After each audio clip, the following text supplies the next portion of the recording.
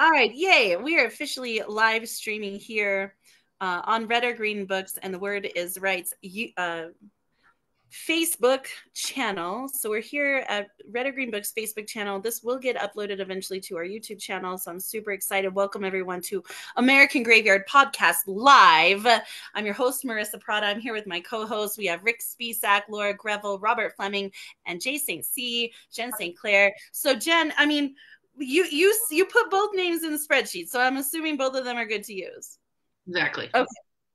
And welcome Linda Moholson for joining us today. Today is October 5th, 2024, and our topic this month is the Second Amendment and the second show. This is our second show here at American Graveyard Podcast Live. We're so excited to be doing this. Well, I guess excited. I mean, I'm excited to see my friends, but I'm not super excited that we have to keep talking about this. But it is an incredibly moving mission that we are on. And so if you have not got your copy of American Graveyard, this is a 200-page literary anthology. You can get it at redorgreenbooks.com. All of the sales of this book help fund the sales for volume 2, which we do have submission calls for now. If you would like to submit, you can submit up to 3 poems, essays, or black and white images to americangraveyardpurpose@gmail.com. Submissions are open until December 15th. They do need to be unpublished, and they do need to be all your original work. And up to 3. And it doesn't matter if you submitted to the first anthology or not. We'll definitely consider those, consider anyone who is in the previous anthologies. All right, so I'm going to open with our mission statement and the disclaimer today, and then explain a little bit about Red or Green Books and about The Word is Right for people who may not be familiar with us. And then we'll go into the quick rules for today and the topics and the way the show is going to flow. And then we'll introduce the co-hosts, and they can talk a little bit about themselves, where they're from, and the topics they're going to be talking about today, or perhaps how they're a part of American Graveyard. And then we'll go into today. Our mission statement at American Graveyard Podcast Live. We are an international collection of artists who come together in a unified global call for an end to gun violence. Each month, we will cover a different topic centered around gun violence. The podcast is composed of facts, opinions, personal stories, local and global news and events, historical information, and other such matters. We will list where information was obtained and do our best to ensure that citations are from reputable and true sources. This is a free speech, not a hate speech zone. The disclaimer for today is this podcast will discuss topics that may be graphic in nature and are unacceptable for some audiences, especially children. The discussions may include firsthand accounts, videos, audios, photographs, articles centered around gun violence. The opinions and viewpoints expressed during the show are not necessarily the opinions and viewpoints of every host, guest host, special guest, Red or Green Books, or The Word is Right. Viewer, listener discretion is advised. All right, so welcome to Red or Green Books. We are a female-forward publishing house here in Albuquerque, New Mexico, founded during COVID-19. We are on the heels of publishing our 1 millionth word, which is very, very exciting. We are an advocate for social justice movements like gun violence, and therefore we did, of course, American Graveyard calls to end gun violence. We also have an art book that is full color that goes along with this. We do have a sponsor a senator program, so for $15 you can buy a copy of this book on our website, redorgreenbooks.com, but red, R-E-A-D, redorgreenbooks.com. We will send it anonymously to a U.S. state senator of your choice. You can go on the website, pick the states you want, and we will do that for you. It is a way for us to get this book, which are firsthand stories, accounts of, people who've survived gun violence, people who are affected by gun violence. There you go, Jen. Yes, thank you.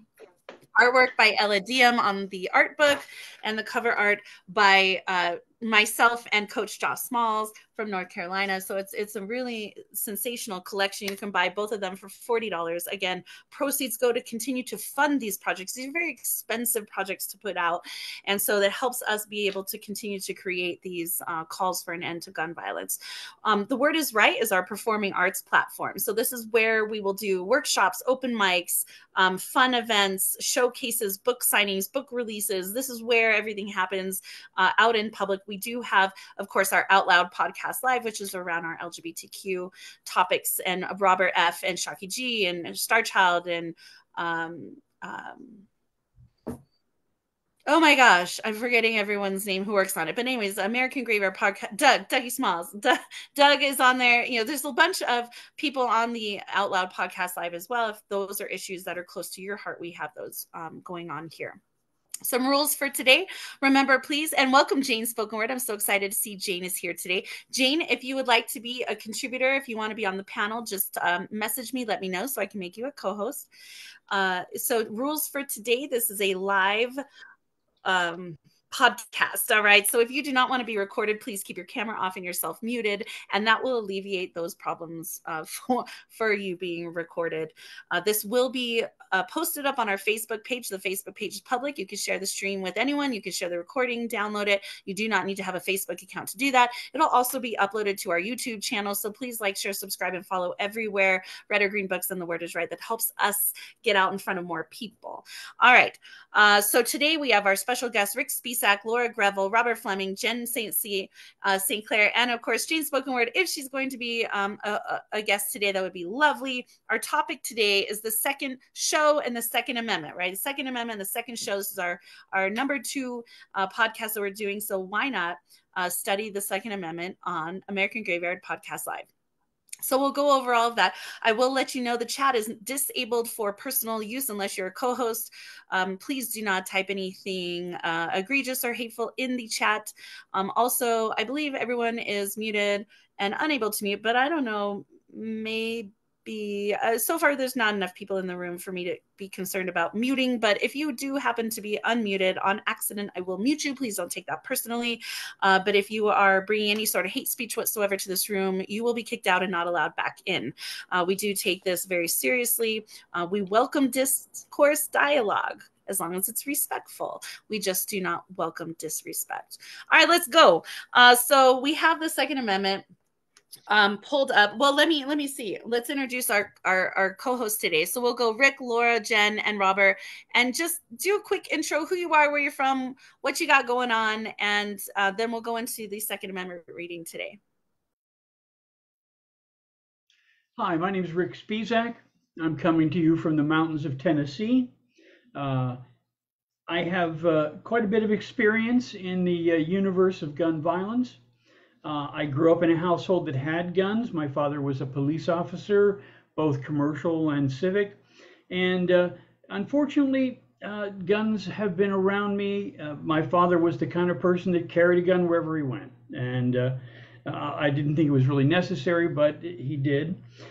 So I was exposed to guns a lot. We weren't hunters, but he ultimately did commit suicide by gun. And that, I think, is very unfortunate. Friends of mine in the turbulent 60s and 70s had guns around. There was a gunfight right in front of my house. So I'm too familiar with this. And I brought you some information about the Second Amendment, its derivations, why it probably occurred, and then can talk a little bit about that. And I brought a little bit of poetry too that addresses the gun violence problem. So thank you so much, Marissa. The work of Red and Green Books, the American Graveyard series, and beyond, so honorable, so important. Thank you for the hard work that you do. Thank you so much, Rick. All right, Laura. Hello, I'm Laura Greville, and I'm coming to you from the highlands of Austria. I'm originally from Texas, from a family whose roots were 6 generations of Americans and had agricultural backgrounds in farming or ranching and had guns, of course, at those times mostly to hunt deer, rabbits, or defend, if you're out in the country by yourself, or really to shoot snakes. So I'm not unfamiliar with guns, although they were, because agricultural people kept them very carefully. There was a gun closet, the guns were locked there. Nobody carried guns around. That was considered not appropriate. And they didn't own handguns, they owned hunting rifles. And just to say, I've lived in Austria, Switzerland, Italy, England, and the United Kingdom. And so I have experienced in these other places different gun laws from the US and seen the comparison, the contrast with that. And that has made an impression on me, and I will give some information about that later. And my I've had friends and family affected by gun violence and they've been killed. So yeah, so that's where I come from. Thank you. Thank you, Laura. Robert or Jen, I see your hand. I don't know. I just saw your hand go. I was just waving to Laura. Sorry. No. Okay. All right, Robert. Good afternoon. I'm Robert Fleming. I'm a visual poet from Lewis, Delaware. I'm a first-generation immigrant to the United States from Canada. I became a dual citizen of the United States in 2000, and to show my appreciation for becoming a citizen, for 8 years, I volunteered as an election official in the state of Virginia. I was grateful to be a participating visual artist in the American Graveyard Anthology, and I'm preparing to submit again as an artist. And I was inspired for that piece to do a strikeout poem based on the Second Amendment. Thank you. Oh my God, can't wait. I'm so excited. I believe I saw it come through, but I haven't opened it yet. So yeah, I'm so excited.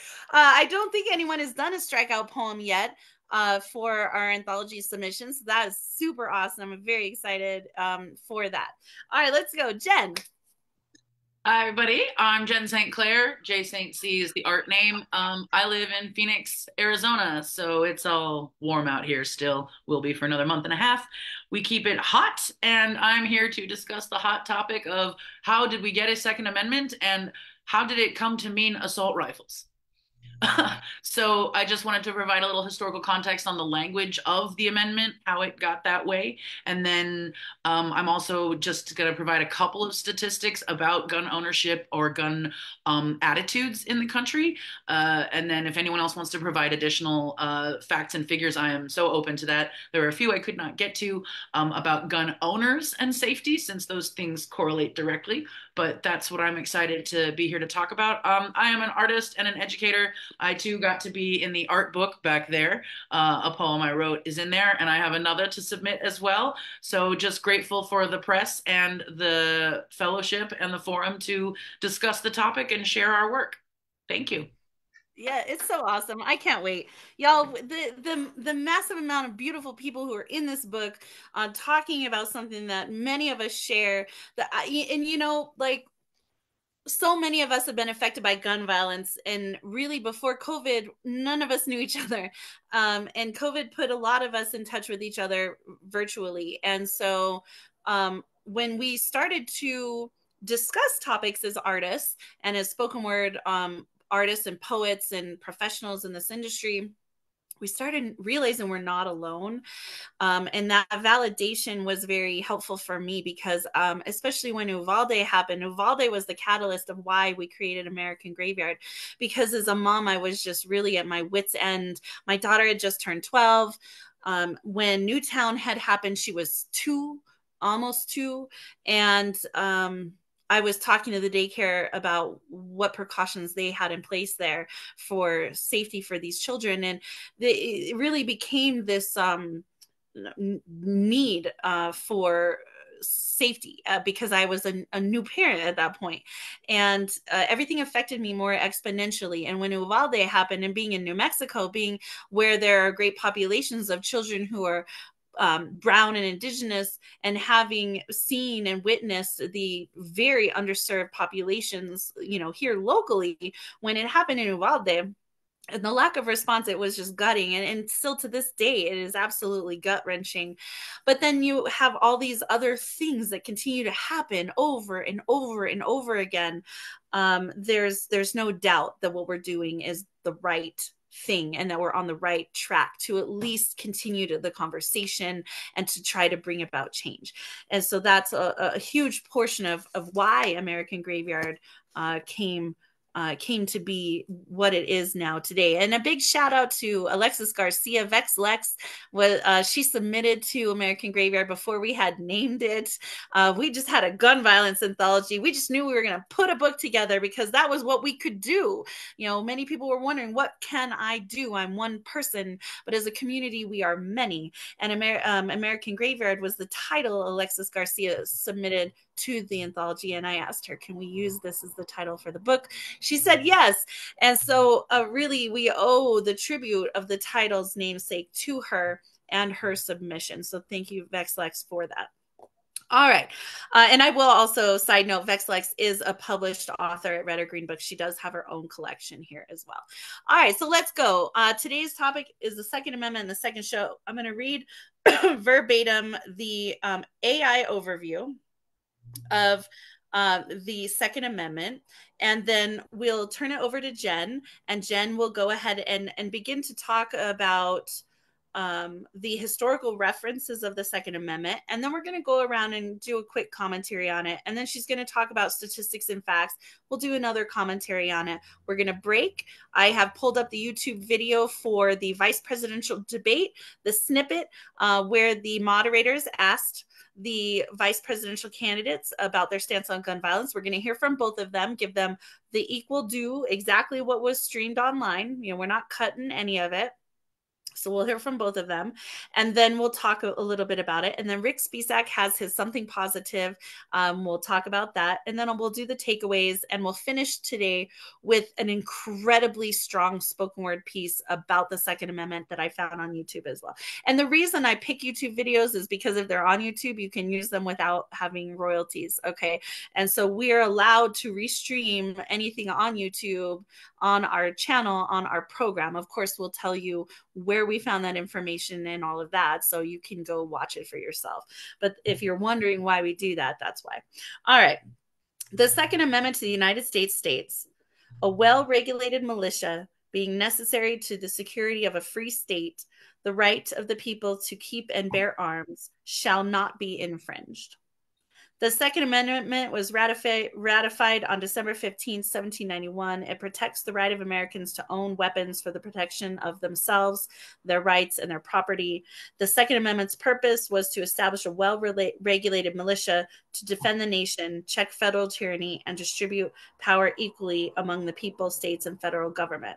The Second Amendment guarantees the right to keep and bear arms to all people, not just militia members.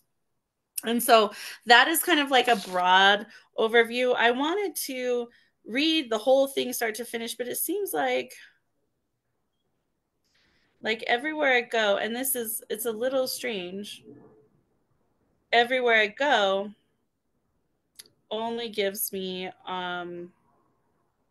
like a broad summary, even congress.org. So it's broken into 7 different parts, but even then it doesn't give me the full overview. But that is the paragraph that is in the Second Amendment. That's the most important. So I'm going to turn it over. Some hot button words are like militia, free state, keep and bear arms, shall not be infringed. Those are some of the big takeaways. I'll turn it over to Rick, and we'll just kind of go around and talk a little bit about that, and then we'll turn it to Jen and have her do her historical references. Thank you so much, Marissa. Let me again reiterate, the language is very simple, very direct, but as is often pointed out, subject to lots of interpretations. But the text itself is not long. Amendment 2, a well-regulated militia being necessary to the security of a free state, the right of the people to keep and bear arms shall not be infringed. Now, I did a little research on why this was deemed important, and the references seem to turn back to the English Bill of Rights of 1689, and there was included and then removed and included and removed references to religious authority and restrictions on religious people, because of course those of you who know a little history know that there were quite a bit of religious war in England and in Europe, and there was friction that came by the use of the English crown to use the loyal militias to control dissidents. Certain peoples they lost their weapons and not. So I think the context to understand this, and this, by the way, is sourced from the Constitution, uscongress.gov. So it's a fairly good source. And I also went back to the English Bill of Rights, where they say this was drawn from. And it said that raising or keeping a standing army within the kingdom in time of peace, unless it be with the consent of the parliament, is against the law. And the crucial phrase, and the subjects which are Protestants may have arms for their defense suitable to their conditions, as is allowed by law. Now, I think anyone, stepping back a moment, anyone who thinks you can face, let's say a battalion of troops with the current modern weaponry, whether you're talking about everything from ultrasound weapons to explosives of any kind, you're kidding yourself. If you think you can stand off the U.S. Army, you're really just kidding yourself. And I think the other counter argument also is these high-speed automatic weapons aren't used for hunting. There's really no defense that these are used for hunting. If you tried to shoot an animal for food using an automatic weapon, you would find a bowl of soup left over. So that can be dispensed with. But I think the thing I wanted to bring at the beginning was this idea that it was tied intrinsically to the fact that this was allowing the citizens to have some kind of ability to respond to overreaching of the military. But I'm afraid in our current context with modern military weapons, it's not even a pipe dream. It's a hallucination. And I'll leave it at that for now for a little bit of historical experience, and then later I'll have some poetic offerings on that context. Thank you so much, Marissa. Glad to bring a little history to bear. Thank you so much. Laura, did you have any comment on this? Yes, thank you, Rick. That was really a good beginning. And I will just say, I think it's important to also know what Americans have thought about something and what their dialogue about it has been at different times. And I was in public school in the U.S. in the 60s and 70s. And at that time, our teachers said in junior high and high school, this amendment, as we learned about the government of the U.S. and the Constitution, the Bill of Rights, this Second Amendment deals with this recent revolution that we had gone up against, England, and I'm trying to find the official name of the British at that point. The British Empire, basically, and we had gone against it because we were having taxation without representation. And we wanted more rights, but as a colonies, there were 13 colonies in the US, and these were almost all of them East Coast states at this point, like Massachusetts, New Hampshire, Rhode Island, Connecticut, New York, etc., down to Georgia, South Carolina, North Carolina. So all of those 13 colonies people were upset that they were being taxed and not getting to have any say, in the government, which was centered in England, but with the king.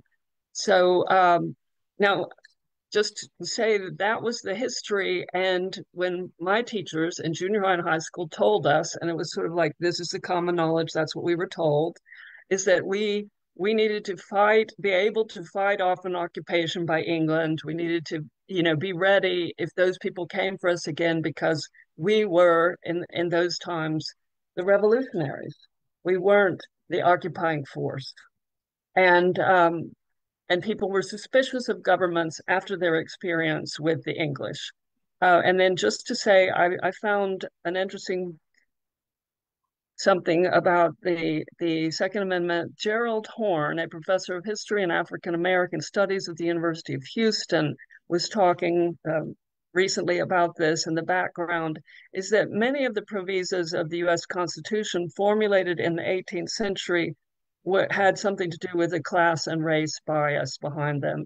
And so this rule that people could have a gun to protect themselves, really supposedly from another country trying to take them over, was applied to the settler class. This would have been white males.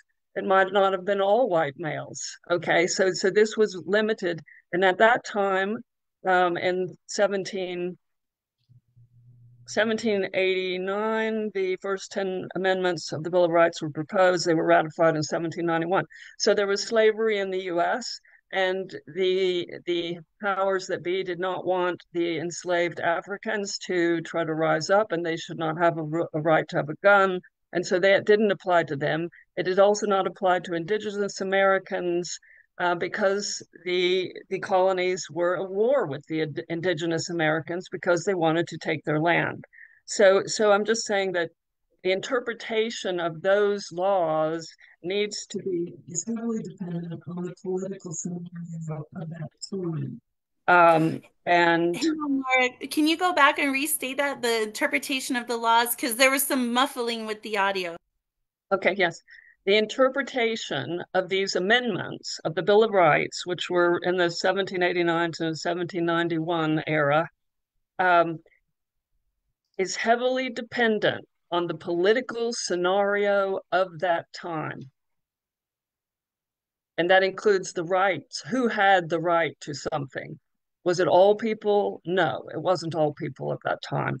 Ask the Black And Panthers to have guns. yeah, so this was yeah, very very important to think about that. It's not the same as what people are, necessarily saying today. We just have the right to have a gun and another gun and another gun and another gun. It's not this. I think those people then, if you talk to them, they would have been, completely surprised about our interpretation or people's interpretation at this time. So that's what I will give. Thank you. Thank you so much. Robert, do you have any commenting on the Second Amendment before we turn it over to Jen? Yes, I do. Thank you. I particularly focused on that the amendment was ratified in 1791, and that all laws are supposed to be interpreted based upon the time. And based on what Richard and Laura said, it seems that at that time that citizens might have needed to form together to create a militia, to have guns. But now in 2024, in the United States, the military is very centralized. And also one of the reasons it says for the Second Amendment is persons have the right to protect themselves, their rights, and their property, which is suggesting that citizens should have the right to take the law into their own hands. A big change that we have now compared to 791 is that the police force for protection of citizens is a lot more centralized. And hopefully, if you have a situation where you have somebody who's trying to invade your home, that you would be able to get the police to respond and be at your house in minutes. And that has really changed. So my primary question is, has the times changed since it was ratified in 1791? And do citizens in America still need to form militias, and do they still need firearms if they need to have a militia? Thank you. Yeah, and it brings up an interesting concept of the term militia, right? Because can hate groups call themselves militia and now have the right to have an arsenal? They certainly have access to an arsenal. The other thing, to consider, and I was talking with a poet who is here at the summit in September, who's from Waco, is the tragedy that happened in Waco, Texas.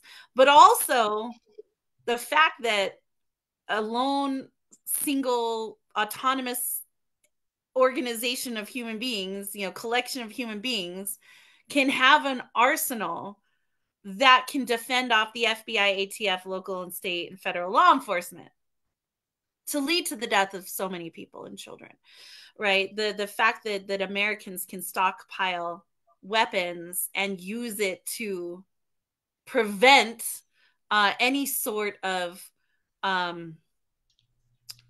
wellness checks, if you will, especially for underage, Americans, underage children, people, to be able to then have enough firepower stockpiled to do that, right? It makes us wonder, and I still struggle and have a hard time believing law enforcement is okay with that. Like, I have a hard time believing law enforcement is okay with Americans being able to stockpile military grade arsenal weapons. I mean, we could call ourselves the Poet Militia. Does it make it right to do that? Like, does it, I mean, those of us who are rational, I think, in our thinking would think that more guns, more bullets means more risk, more death, more, opportunity for disaster or something like that for happening.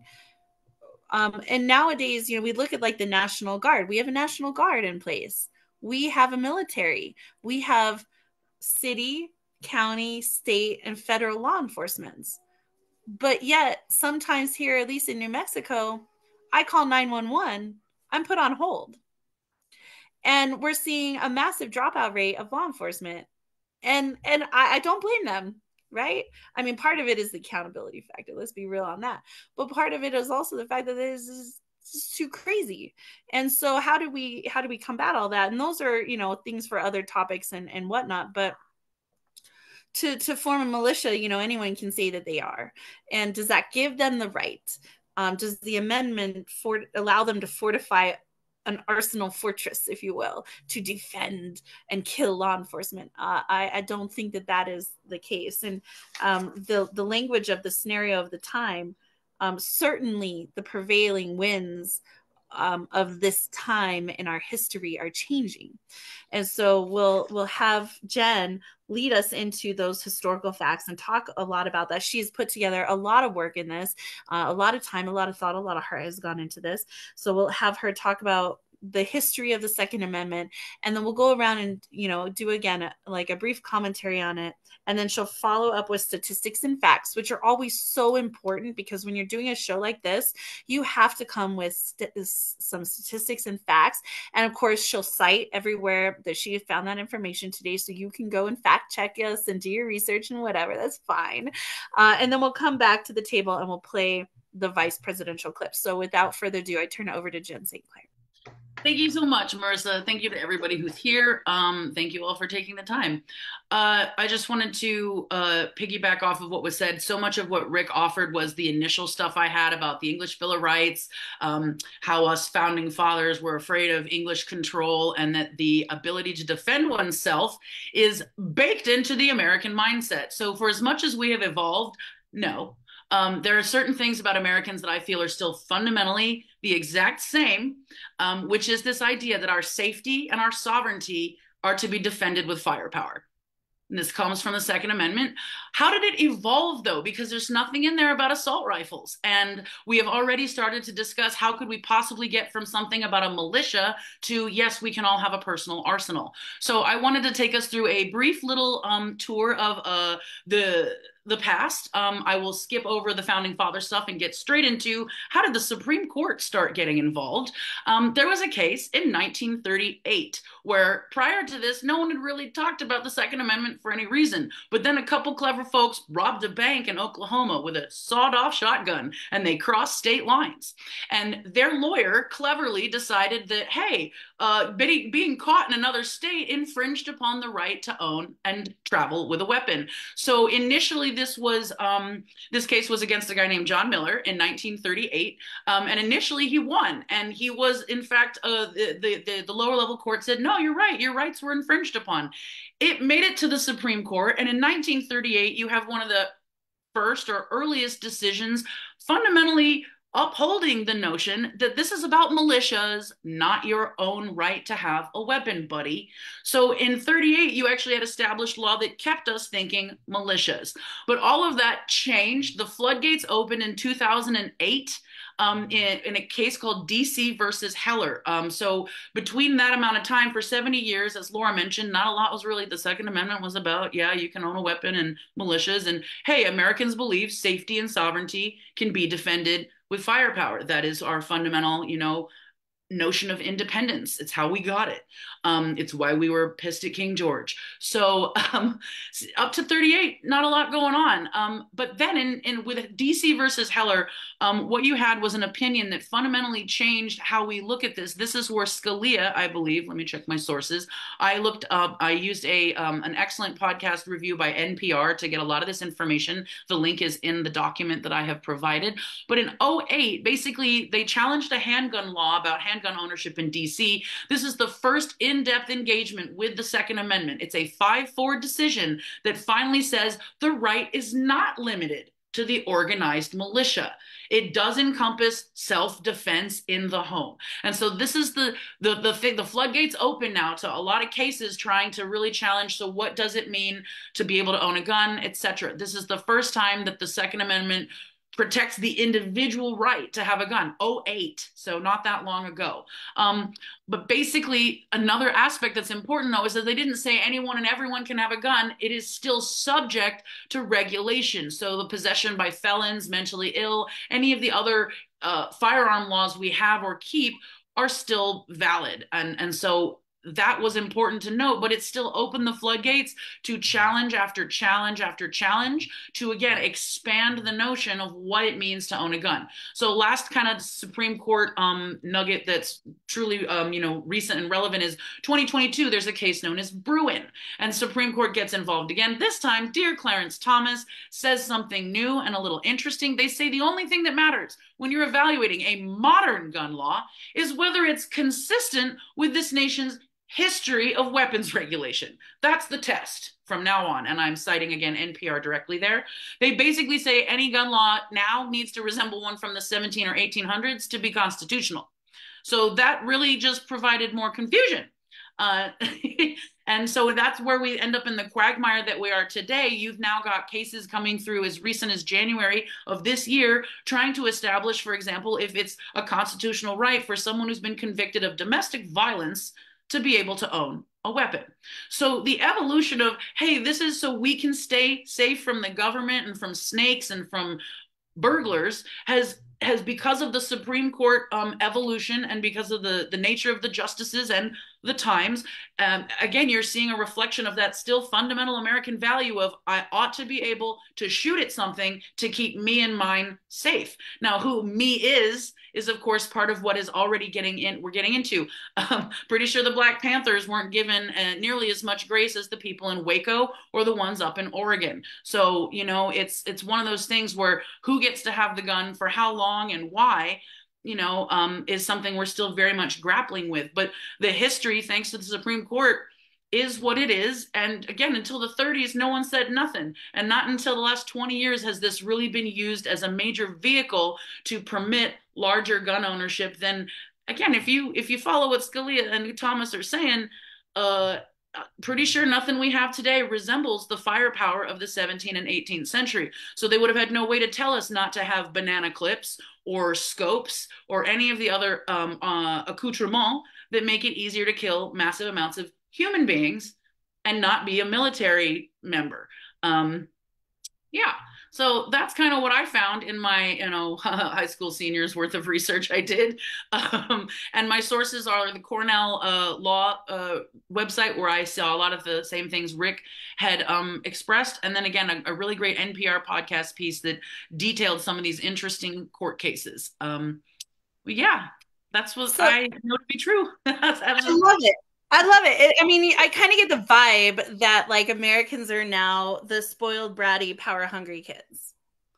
Kind of, but right? We were always that because we had daddy who overstepped. So this notion that for the Fourth Estate Europeans who consider themselves American, not counting all the ones who were here already, who, gosh, I bet they wish they had guns when we arrived.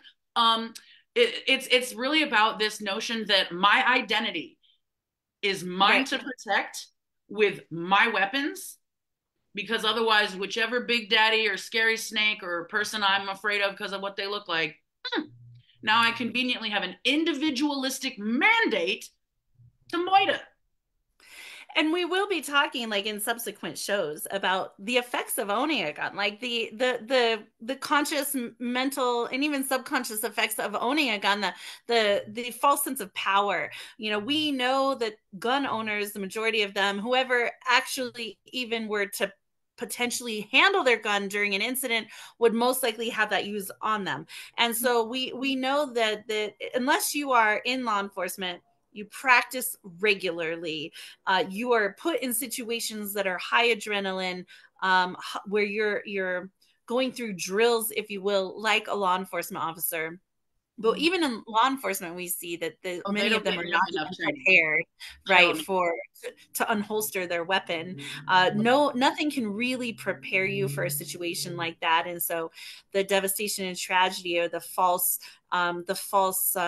sense of security, right, sometimes with owning a gun. And Rick, part of that, is stemming from last month, when Rick was talking about back in the 1800s, when people had no gun zones and all of that. And so these shows, these months and these episodes are going to kind of shingle on each other and kind of continue to work off of each other. But I think it's very interesting. I wanted to speak real quick. Last year, when we had the 2023 New Mexico Poetry Summit, okay, we went down to Old Town on our plaza here in the city. Now, Albuquerque is roughly 1 million people if you count all the surrounding areas. All right, so we're not small, we're not big, but we have the oldest state capital. We used to be part of Mexico. People have been here for a really long time. The rural areas are very pro-gun. The urban areas are very not. And we had experienced in 2023 a great deal of children dying from gun violence, from things like drive-by shootings, from random shootings in parking lots at sports games, to bullets coming through homes, killing children in the front room. I mean, we're talking a whole bunch of children had passed away and died from gun violence. And so the governor, Michelle Lujan Grisham, she had put out a 30-day ban on open carry. That's it. A 30-day ban on just open carry, because the trauma of having to watch someone carry a gun into Walmart, right? The trauma of having someone picked up at a school with a parent carrying a sidearm, the trauma of walking in a park and seeing people with guns, right? For these kids, it was a very traumatic. And so I happened to have the New Mexico Poetry Summit here, and she had just issued, like a few days prior, this restriction, because she just wanted like a ceasefire, if you will, just like, can everyone just take a break and give these children and these families time to grieve and mourn without continuing to re-traumatize everyone here. And we went down to the plaza, and there were hundreds of protesters on the plaza carrying guns, AR-15s with clear magazines so you could see all of the bullets in the chambers. They were carrying grenades strapped to their vests. They were wearing Kevlar. This militia, if you will, was in full protective gear. And there was not one law enforcement officer in sight. I'm sure there were plainclothes officers. There had to have been other people there. I mean, you cannot have something like that without having some sort of oversight, you would think, right? But there were no uniformed officers, no squad cars, nothing. And I was taking this group of 20 or 30 poets, most of them Black and brown people, to the plaza in Albuquerque. And a few of them, some of the poets who had come here from Mexico, they are from cartel states in Mexico, where they grew up with militia in assault style rifles. And some of them were so paralyzed they couldn't even move through the plaza. They had to leave. We were able to move through the plaza. Some of the poets, even curiosity, whatever, began conversations with these armed protesters to just find out, why are you here, what's going on, right? And everything seemed to be pretty peaceful. They, you know, whatever, as long as things stay peaceful. We went to lunch, came back. The crowd had dispersed within a couple hours, and the poets took the center of the plaza gazebo and read poetry. And I read my Uvalde poem there. So, you know, we have this idea of righteousness, like, I don't want to give up my power, my control, my authority. But really, that could have been a very dangerous situation for many of us. There's families on the plaza, children, babies in strollers. I mean, this is a place where folks go on the weekends, where tourists go, families go, and you had hundreds of armed people with assault style rifles on this plaza. And they still talk about it. You know, this year was still topic of conversation at the summit. But it's true. When do we begin saying, you know, now the times are changed? What about our safety and sovereignty as survivors of gun violence? What about our safety and sovereignty as families and parents who have children who don't want to see hundreds of armed people on the plaza with no law enforcement to protect us should shit go down, right? I mean, there's real things. Our safety, our sovereignty, our desire for peace should be weighed just as much as their desire to carry arms. Anyways, so that is my little inflection into the experience that we had as poets last year. All right, so I'm going to invite everyone to comment on the historical references that Jen brought up, and then we'll go into statistics and facts. So Rick, would you like to take the floor, sir? First thing I'd like to say is, Jen, excellent job. Excellent. You really brought out the context of this. Something I want to add in very briefly from FindLaw, another legitimate legal source, they mentioned the fact that this Second Amendment, which is just one single sentence, allows for considerable interpretation. Enacted in 1789 alongside 9 other amendments, collectively known as the Bill of Rights, prohibits the government from infringing on, quote, a well-regulated militia. And then they make the point that the Second Amendment is a contentious topic. Some people believe it provides people with an absolute right to own weapons without any context, and others argue that the text limits that right to bear arms to purposes related to serving in a state militia. So thereby the rub. And I think you pointed out very astutely that the record of the Supreme Court since this new conservative majority, and I think conservative is the wrong word, radical minority. 08 radical majority, 08 predates it. Just want to clarify, like 08, this was like Obama just got in. So this was already set. These were already machinations. Someone mentioned the 1994 assault rifle repeal too, please. Right. But anyway, I think that we have to agree to the fact that its interpretation right now is where this whole dilemma lies. And when you have a very, very conservative Supreme Court, of course, you're going to get readings and understandings in law written along those lines. So thank you very much. Great job. All right, Laura. Yes, I think it's very interesting what Jen has said. I hope I'm coming through here. About the 2008 legal case in DC versus Heller, and that this opinion greatly changed how we look at interpreting what the Second Amendment means, and that really before that, it wasn't as big a deal. It was about the militia. It wasn't about each individual has the right to run out and get as many guns as they want to protect themselves. And so 2008 is very recent, and it's startling how since that time, the conversation, the political conversation in the U.S. has greatly changed we hear that to support this. And like in the instance of Marissa's talking about the central market area of Albuquerque, you're in Albuquerque, yes, New Mexico, that after this mayor wanted to give people a chance to de-traumatize from a shooting of children, et cetera, that hundreds of protesters came out saying, no, we need to have open carry. We can't have 30 days off. We want every day the right to this. And you have to think to yourself, so these hundreds of people in an urban area that had 1 million people were literally coming out to frighten all those people who didn't think it was necessary to have the open carry right every day, and that they would, one could say they agreed that the mayor was right, that we need some time to grieve, to have where we don't see a gun right after these people got shot. And why was that right of these hundreds of people, so who were intimidating and obviously wanted to intimidate, these carrying their weapons in public? That is frightening. That is not fair. That is not democracy. That is the small armed group intimidating all the other people.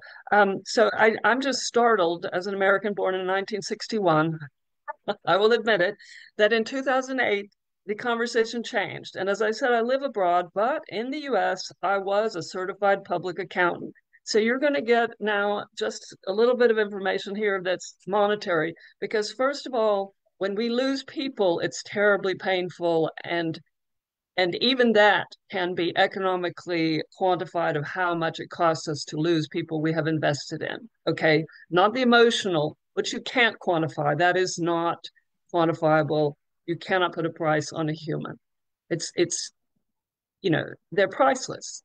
But why? I think to myself, because whenever you talk about this, what cost is it? How much is it costing the taxpayers? Why are the taxpayers not angry that this is costing them personally every year a lot of money? Okay, so this is what I said. I thought to myself, who is benefiting from lax gun laws? Well, politicians get donations from pro-gun lobbyists. And if you look it up, at one point I had this whole list of how much major Republican politicians in Texas got. And interestingly, governor, who's very pro-gun and very far to the right at this point, he moved way over in a few years. I don't know. He wasn't always there, but he moved further to the right. But it was actually one of the senators. And I started to think maybe they give more to the people who are not as convinced, if you see what I mean. There was a senator who was wobbly because he's an older man. He knows that life in the US used to be more peaceful. Maybe they had to pay him more to approve, making gun laws lax and keeping them lax instead of making some stricter rules. Maybe they have to pay the people who are more reasonable about making some laws that would protect this and provide more safety to the average American. They have to pay the ones who are more in the middle more. Because I was very surprised at the differences. So politicians get donations. Corporations who manufacture guns can sell more guns. And gun dealers, whether they're small gun dealers or they have their official shops, they can sell more guns. The gun violence costs I got from the Brady campaign, and I just have these brief details. The violence kills about 40,000 people a year, wounds 70,000, costs 557 billion annually. I don't know about you, but I don't want to pay for that. And that makes me very angry, because somebody is paying the politicians to be able to make more profit themselves so that we, the taxpayers, and yes, even abroad, you have to pay until you die unless you get rid of your American citizenship. We have to pay for these, I won't say it, people who just want money. And of course, the politicians take the donation because then they can spend more money to try to get reelected. So the cost in 2022 was 273,904 per firearm death, if I have this correct, and 25,150 per non-fatal firearm injury. The cost in that year was more than twice what the Department of Education spent to educate the U.S. youth, fiscal year 2022. Okay, I would much prefer that my tax money goes to educating the youth of America, because then America is more stable. It makes more stable. It makes it safer, because that's the truth. And 6 in 10 people in the U.S. favor stricter gun laws. That's about 58%. As of July 24th, 2024, only 1/3 own a gun, and 4 in 10 live in a house with a gun. So it's not over 50% that have a gun. And the U.S. Surgeon General declared gun violence a public health crisis. So why is it? And this is from the U.S. Centers for Disease Control and Prevention. 21-year-olds, you have to be 21 to drink alcohol in the USA. It's to save lives and protect everyone, especially young people, from alcohol-related harm. Meanwhile, the people most likely to be injured and die of gun violence in the US are children. And that fact is a terrible, terrible crime. Thank you. I'm going to stop there. I love how impassioned you are, Laura. Yes, it's so very true. All of the things that you talk about, and not only the gun-related deaths and non-fatal injuries, but if we even start looking more broadly at gun-related incidents that cause incarceration, especially for people of color, that just add to the entire prison debacle of what is happening in this country for incarceration, right? Where it's so totally even outside just the scope of physical injury or death, just the presence of having a gun, a lot of times it has led to massive incarceration rates. So that, and of course, Rick had talked about suicide, and it is guns. A gunshot wound is the number one mode of suicide for people here in the U.S. We'll have a whole series on that as well. But to consider the cost of gun-related injuries and deaths versus being able to fund education, we see very similar patterns with incarceration rates and costs to versus education. So it is very true, and we really don't think about that. But when you do consider the fact that maybe 40% or less Americans own guns or households have guns, and yet we have so much power and prowess for still having this. What are the prevailing winds have clearly changed in this country. Yes, finding out who benefits from the lax gun laws. It's a very interesting question, and we all know that answer. However, most people can't pull themselves away from the pull of greed and power. And so unfortunately, we will have to rely on time and votes to begin to change who is in power and who can make these changes. But hopefully platforms like this will begin informing people, educating people, rallying the troops, if you will, for changing these things. Okay, Robert, would you like to comment on the historical references Jen laid out? Yes, I'll comment briefly. I said before that I'm a resident of the state of Delaware. I will share how the Second Amendment has been implemented in Delaware. The open carry law, anyone over 18 who can legally possess a firearm can openly carry a handgun. The concealed carry law, residents can carry a concealed weapon with a Delaware concealed deadly weapon license. I have lived in Delaware since 2019 for about 5 years. I have seen police officers in the community with a gun in a holster, and I feel safe. I don't have any fear when I see that. There has been one time when I was in a takeaway restaurant where another customer had a gun which was open carry, and I immediately felt very anxious, asked a lot of questions to myself. Why does that man have a gun? And I also felt fearful that what he could do with it. and I immediately left the area. So that was my only personal experience with an open carry of another fellow citizen. Thank you. Thank you so much, Robert. And I meant to interject that the order within the state of New Mexico was from the governor, Michelle Lujan Grisham, and she had put in that 30-day open carry ban. All right, let's go. So Jen, feel free to comment or go right into your statistics and facts. I will leave the floor to you. Thanks. I wanted to just offer a perspective on the crowd of people, and it does nestle back into this, I swear, because it still hits the crux of the issue.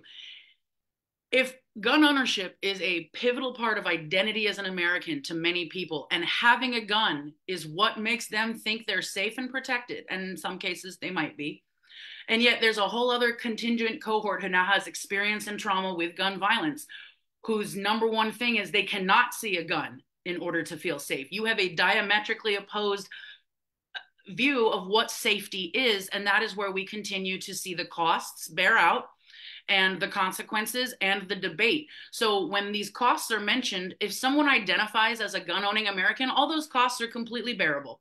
They're fine. They don't care. If I feel protected, don't really give two shits if someone else somewhere else has a problem. I feel safe. I'm done. The end. I don't think that you seeing my gun and being afraid is my problem. You don't know what I'm going to do with it, but I don't know what you're going to do with it. So why don't you stop being so sensitive? You know, there's this notion of whose identity, whose rights matter, quote, most or first. And so I really see that as the bearing out of this entire conversation. When poets see a bunch of people on a plaza and assume they're there with malicious intent, that's one mindset. I'm a gun owner, but I don't wave it around. I'm from a military family. There were always guns in my house. I never saw one once. I'm trained to use one properly.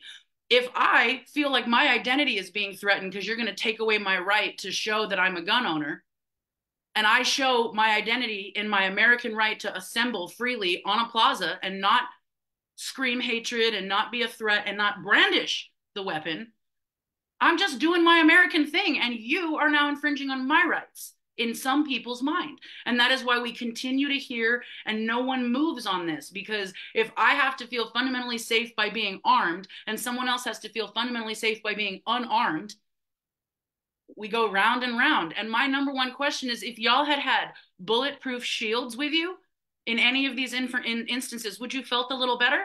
Would you have felt like even if dipshit does pop off, I have options that are not another weapon?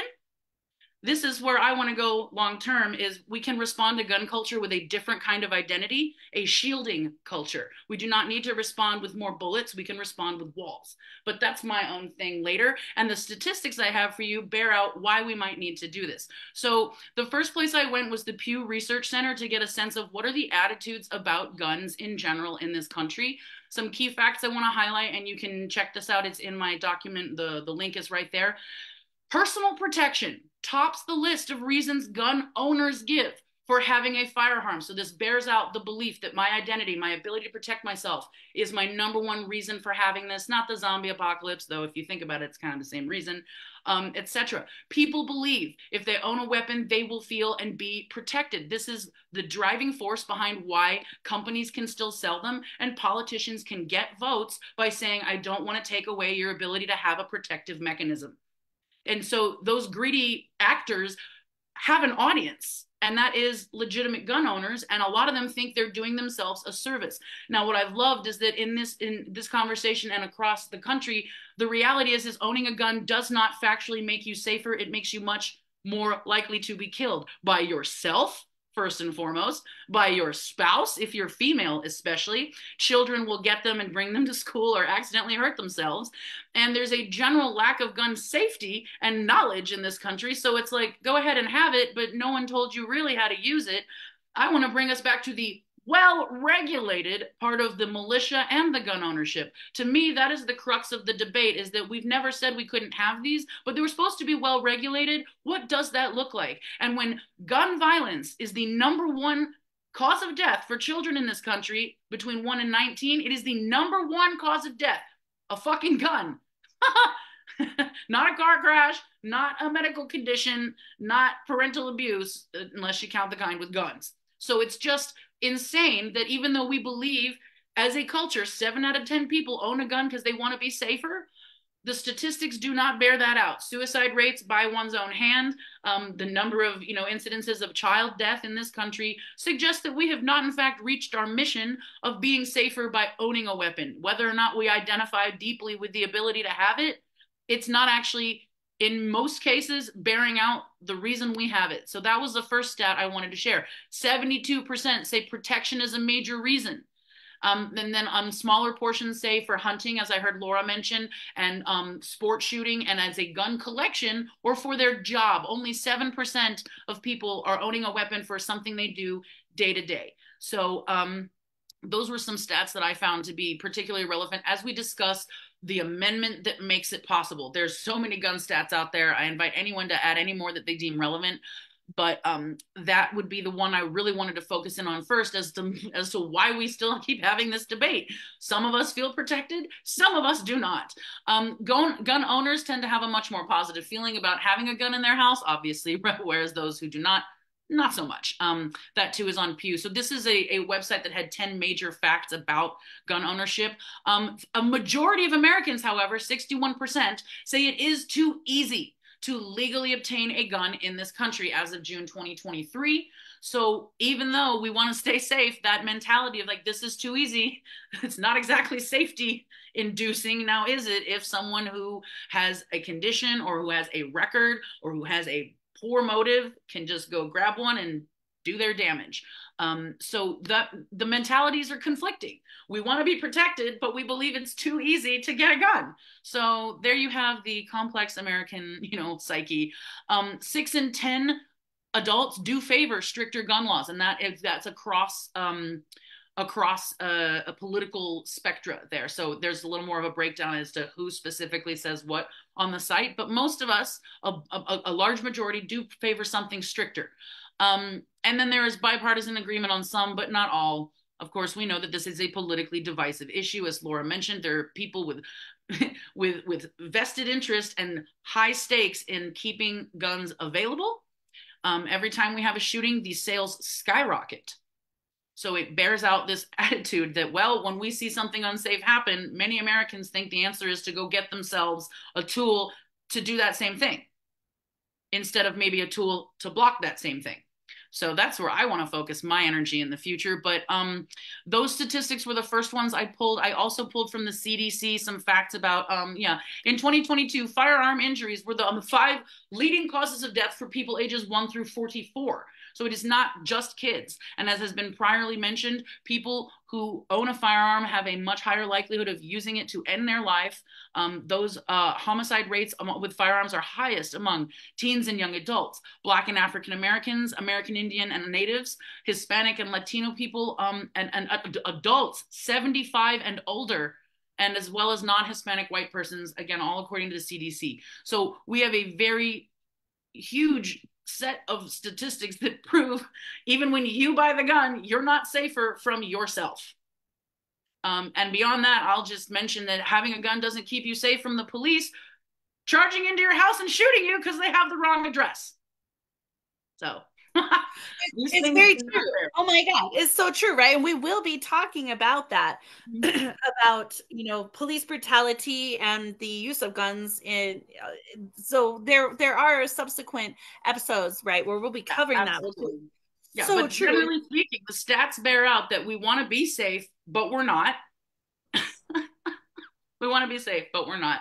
And the means that we have to do that are not working so far. But I tie this all back to the flawed attitude that we can always, again, preemptively strike or in some way be a good person with a gun, when what really makes a weapon useful, whether it is one with bullets or not, is training and prior experience. And as a military daughter, like, my father got training. He still never had to use that weapon. It doesn't mean that if he had it on him, he would ever do anything useful in a situation where some other human being with the right to own a gun has misused it. So it's just really, really interesting that the American mentality and the statistics bear out that we think this is the answer, but it continues not to be. and when I was in college, I had friends in law enforcement who took me to gun safety training and taught me all about gun safety. And so I've been to the range many times. I know how to load and unload firearms. I know how to be safe around firearms, but still I don't own a gun. And most of it is just because I know that if someone were to break into my home, I don't know how I would much rather take my martial arts experience Here. over again any day. It's going to be a lot harder to kill me if I know how to take you down, even with a gun, even be with a gun, than it is that. And then also the mental health aspect. I mean, there's some times where I'm really struggling, y'all, and I'll be real and we'll be honest, and we'll have these honest conversations during the suicide segment of this podcast. But my best friend made the choice to end her life, and she did that by way of a gun. And so for me, I don't want to have that as an option if I was ever in that dark place.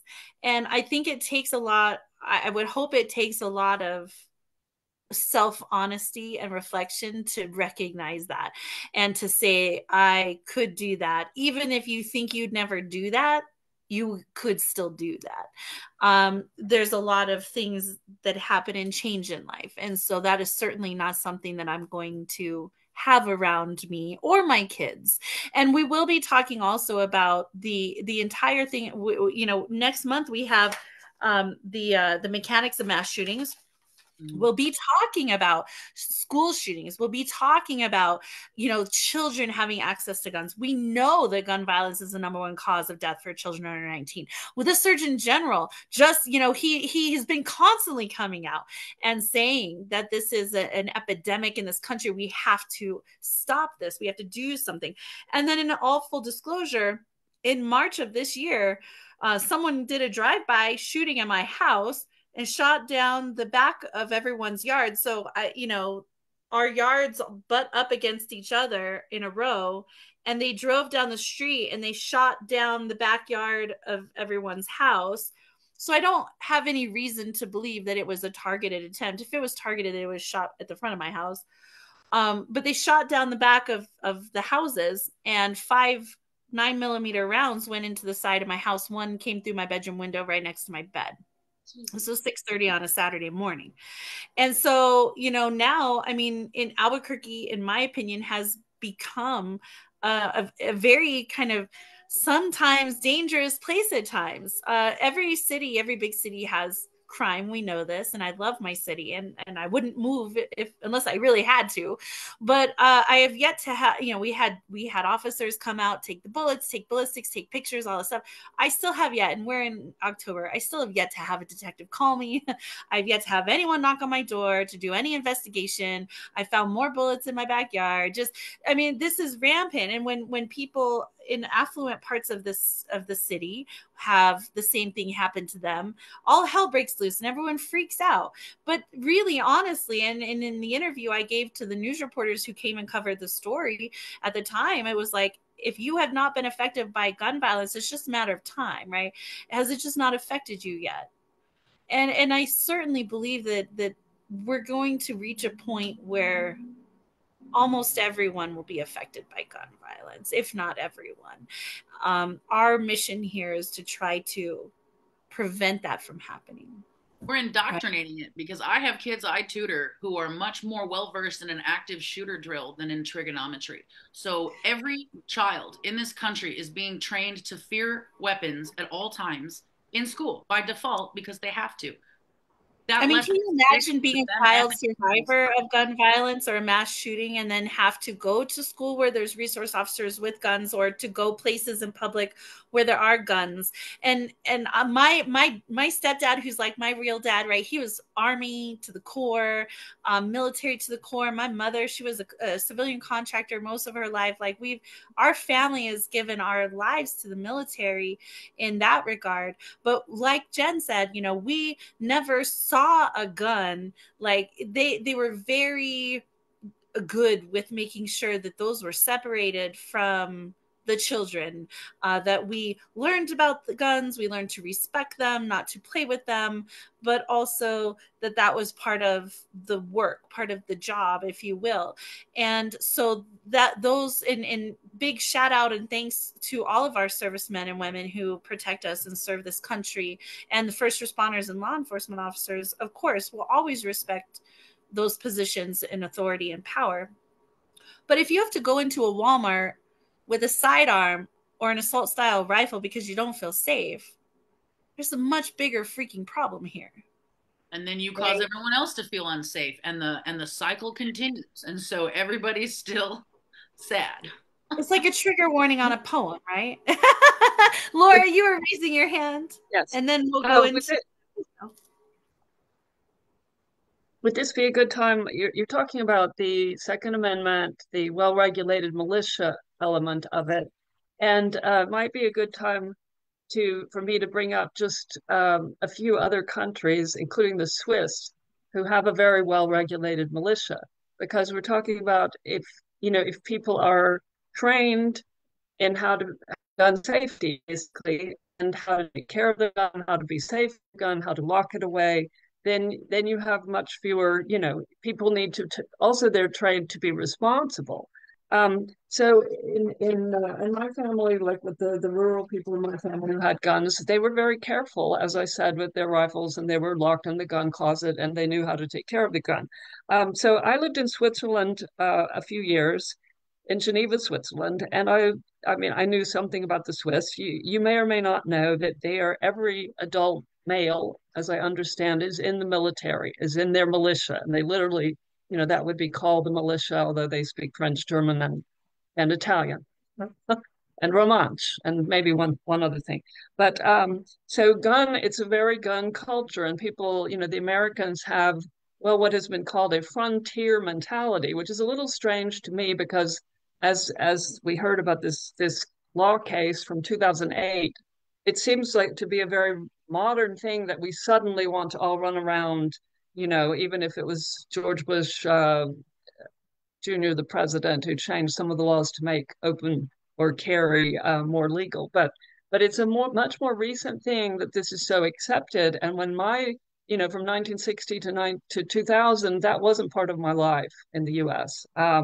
So it's a very recent thing. In Switzerland, they're the fourth highest country in Western Europe for gun ownership. They're very pro-gun.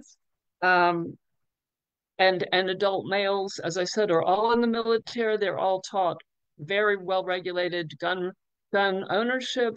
Everybody has a gun at home. They know how to clean it. They're supposed to clean it regularly. They have a schedule. They're part of the military till I believe they're 45 years old. So say they enter at 18 or 20, I don't know exactly, but they're in it a long time, and they're really taught careful gun ownership. However, per private individual in Switzerland, 28 guns per private individual per 100 inhabitants, whereas in the US, there are more than 120 guns per 100 people. And obviously a completely different culture without a well-regulated, it's not that all Americans are taught gun safety or have to learn it. Also, the differences, whereas the Americans, and I remember somebody reading, I don't know if it was a New York Times article not long ago, it talked about the NRA and gun catalogs, the 80s and 90s, they still had hunting rifles all over the cover. Now, if you look it up, there's semi-automatic weapons and weapons that are really more militaristic and used to kill people. And so this is a great shift in the American perspective from a sportsman type hunting environment, to this, we're going to kill people. And that's the purpose of the gun, to defend yourself, but it's to kill people. It's not to kill a deer. So in the Swiss are not buying guns to defend themselves, even though every person in Switzerland, every male is defending Switzerland. That's their culture. But they buy guns for shooting sports shooting, right? So they do target practice or they do hunting. And they are also allowed, after they get out of the military, say when they're 45 or whatever, they can buy the gun that they had all those years, which was one gun, as being a military, prepared person, they can buy it at a reduced rate. So there's a lot of people who just have this gun because it was sort of an emotional thing with their long service to their country. But the Swiss gun homicide rate in, say, 2019 was 0.2 per 100,000, which is 20 times lower than the USA. Different population, less inequality. As they said, there's a completely different population in Switzerland. The US buys guns for self-defense. That is rarely the case in Switzerland. But even in Switzerland, and as Jen had pointed out, who ends up being the victim in these cases? Certain categories are more likely to be victims. In Switzerland, it's women and domestic homicide. So and I have this statistic, the Swiss suicide rate is one of the highest in the world. So yes, they are able to get guns. It's 2.5 per 100,000. Finland, which is another country that has a lot of guns, is 2.7. And you compare those with the US, which is 7 out of 100,000, a much, over threefold suicide rate. And of 220 firearm deaths in Switzerland in 2022, 200 were suicides. So for suicide prevention people, this is a huge topic because people are getting guns. They're not trying to defend themselves, but unfortunately, most of their deaths are related to taking their own life. So I'll also just say one thing about the United Kingdom, and another time perhaps I can tell more. In the United Kingdom, 26 years ago, there was a mass school shooting in 1996. Anyway, the year was 1996. It was in Scotland, Dunblane School Massacre. And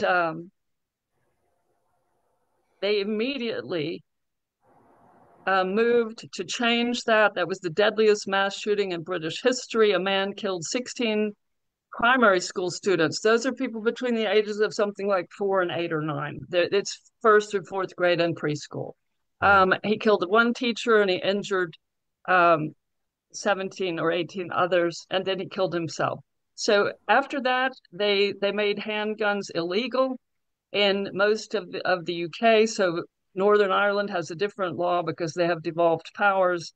But they changed it. And then they didn't have more school shootings. So, it does change if you change the laws, and the public may own rifles and shotguns, but you need a proper license. Handguns are banned since the mass shooting. So, it's just an example of what other countries are doing. And another time I can give more foreign countries. Thank you. Thank you, Laura, for talking about other countries having different values regarding firearms. I did want to share one more country which has been much more progressive, maybe the most progressive. It is Australia. Australia banned all semi-automatic rifles and semi-automatic and pump-action shotguns after a gunman killed 35 people in 1996. And Australia also has the ability for citizens to surrender firearms. In 1996, Australia's National Firearms Agreement included a buyback program for banned firearms.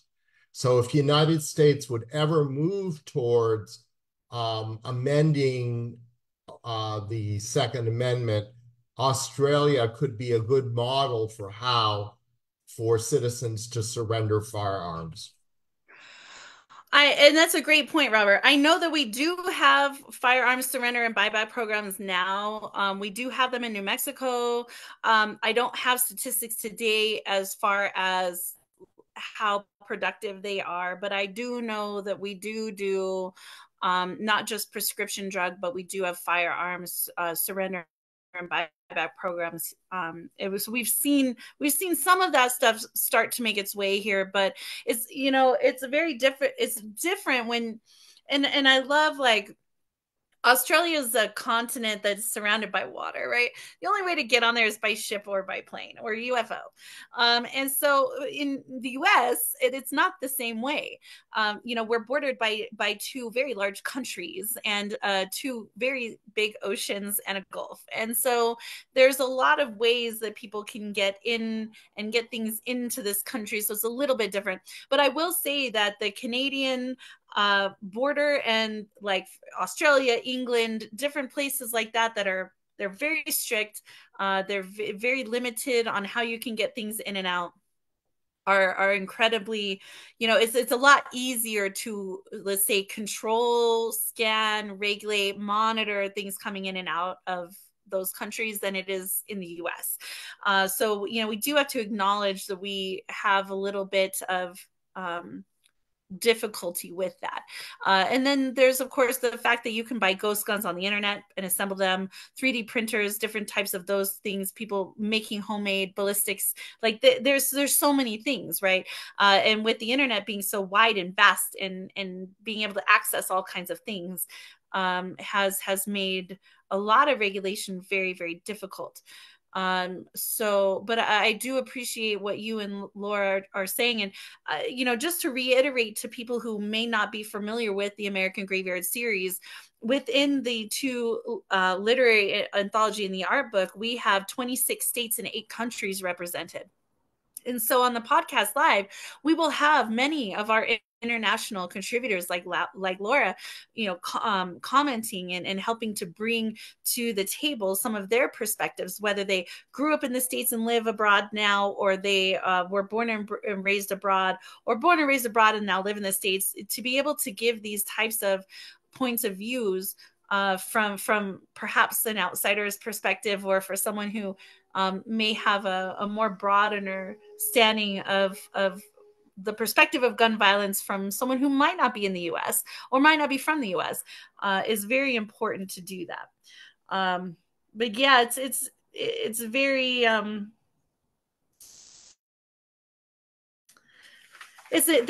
we keep going. This is the interesting conversation. And I do thank everyone, of course, for, let's see.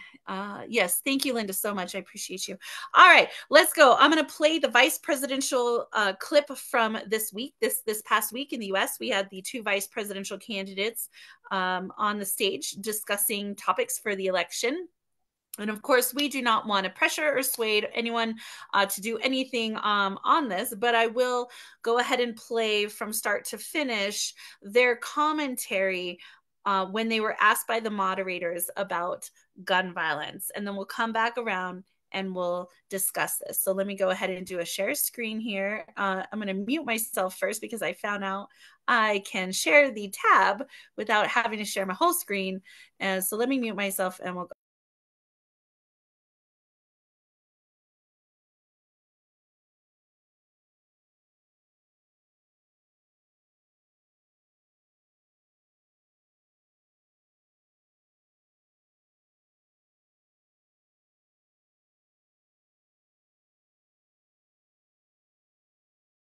Back to the CBS News vice presidential debate. We want to turn now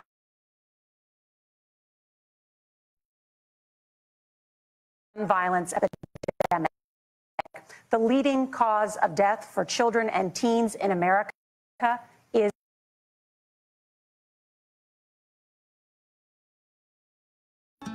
ready to step into the world of nursing? Okay, hold on one second. Let this commercial. Buffering. It happens. Marissa, I'm good. With that ad, I'm going to start my nursing career. Yes.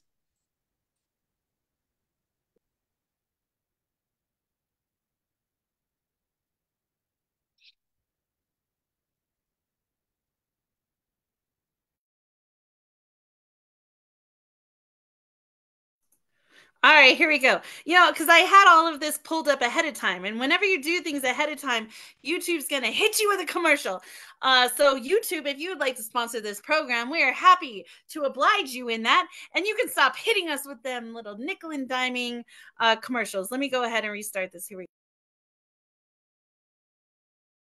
go. Here.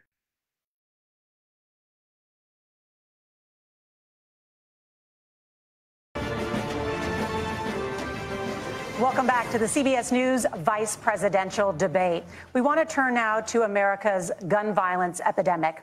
The leading cause of death for children and teens in America is by firearms. Senator Vance, you oppose most gun legislation that Democrats claim would curb gun violence. You oppose red flag gun laws and legislation to ban certain semi-automatic rifles, including AR-15s. So let me ask you, earlier this year, for the first time, the parents of a school shooter were convicted of involuntary manslaughter and sentenced to 10 years in prison. Do you think holding parents responsible could curb mass shootings? I'll give you 2 minutes. Yeah, well, Nora, on that particular case, I don't know the full details, but I certainly trust local law enforcement and local authorities to make those decisions. I think in some cases the answer is going to be yes, and in some cases the answer is going to be no. And the details really matter here, of course. For example, if a kid steals a gun, that's going to be different than if a parent hands over a gun knowing that their kid is potentially dangerous. But look, I want to just sort of speak as a father of 3 beautiful little kids, and our oldest is now in 2nd grade. And like a lot of parents, we send our kids to school with such hope and such joy and such pride at their little faces on the first day of school. And we know, unfortunately, that a lot of kids are going to experience this terrible epidemic of gun violence. And of course, our hearts go out to the families that are affected by this terrible stuff. And we do have to do better. And I think that Governor Walz and I actually probably agree that we need to do better on this. The question is just, how do we actually do it? Now, here's something that really bothers me and worries me about this epidemic of violence.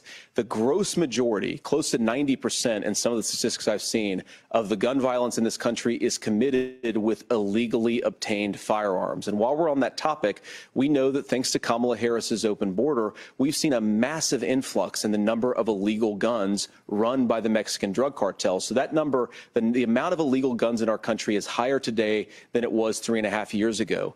But what do we do about the schools? What do we do to protect our kids? And I think the answer is, and I say this not loving the answer, because I don't want my kids to go to school in a school that feels unsafe or where there are visible signs of security. But I unfortunately think that we have to increase security in our schools. We have to make the doors lock better. We have to make the doors stronger. We've got to make the windows stronger. And of course, we've got to increase school resource officers, because the idea that we can magically wave a wand and take guns out of the hands of bad guys, it just doesn't fit with recent experience. So we've got to make our schools safer. And I think we've got to have some common sense bipartisan solutions for how to do that. Governor, you have 2 minutes. Well, I think all the parents watching tonight, this is your biggest nightmare. Look, I got a 17-year-old, and he witnessed a shooting at a community center playing volleyball. Those things don't leave you. As a member of Congress, I sat in my office surrounded by dozens of the Sandy Hook parents, and they were looking at my 7-year-old picture on the wall. Their 7-year-old were dead, and they were asking us to do something. And look, I'm a hunter. I own firearms. The vice president is. We understand that the Second Amendment is there, but our first responsibility is to our kids to figure this out. In Minnesota, we've enacted enhanced red flag laws, enhanced background checks, and we can start to get data. But here's the problem. If we really want to solve this, we've got folks that won't allow research to be even done on gun violence.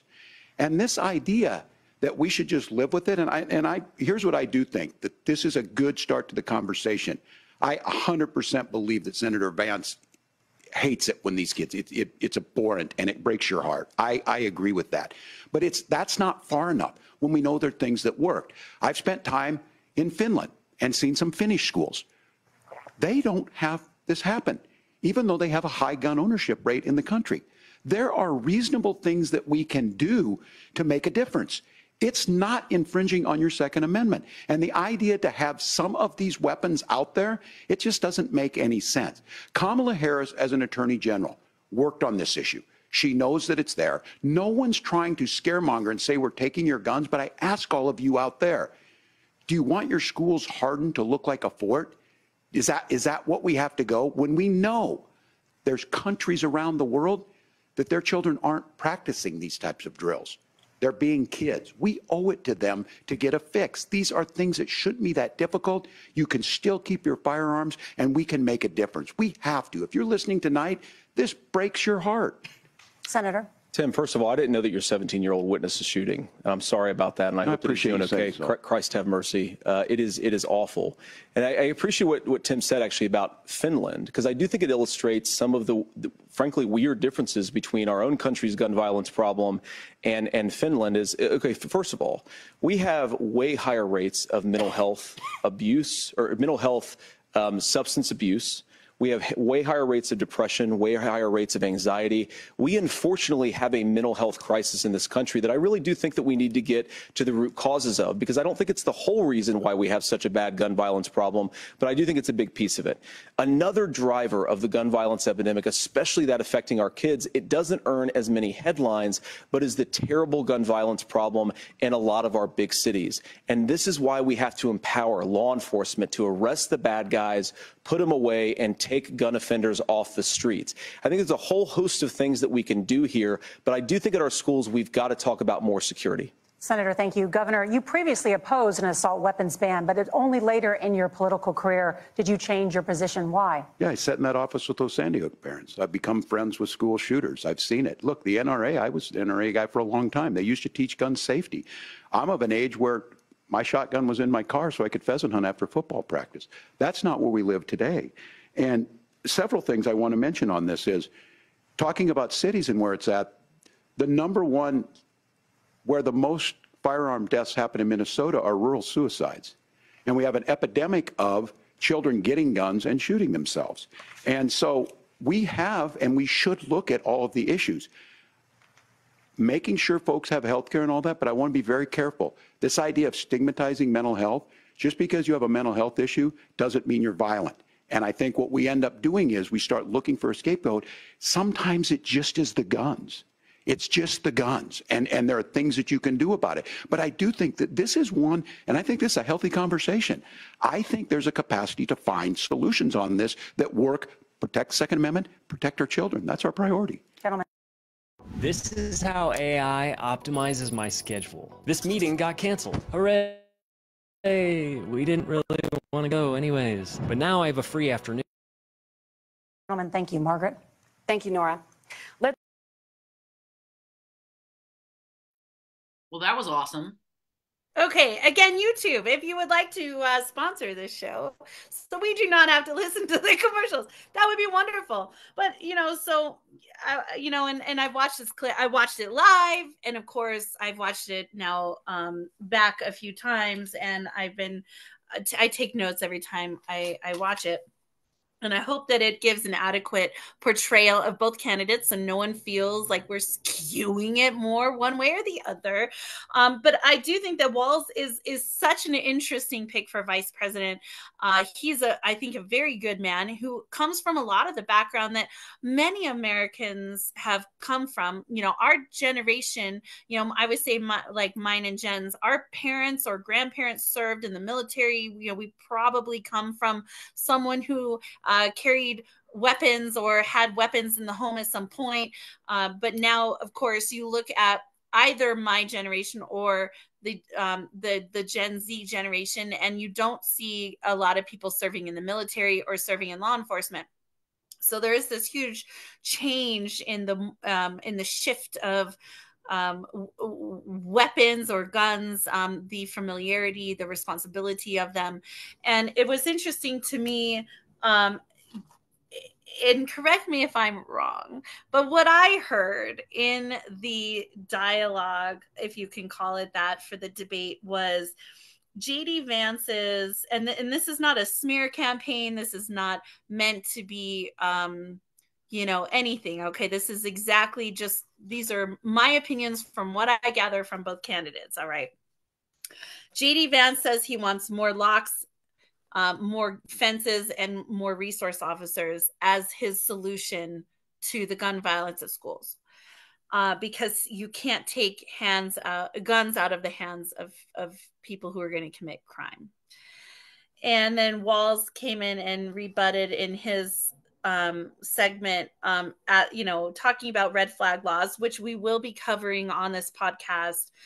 And he did something which I thought was really great. You know, he's advocating for more research around gun violence, but there is a great deal of research already here, right? We're trying to outlay and portray so much of the research has already been done. But to have at least a politician saying, hey, I would like more research to continue to support the prevailing winds of change here.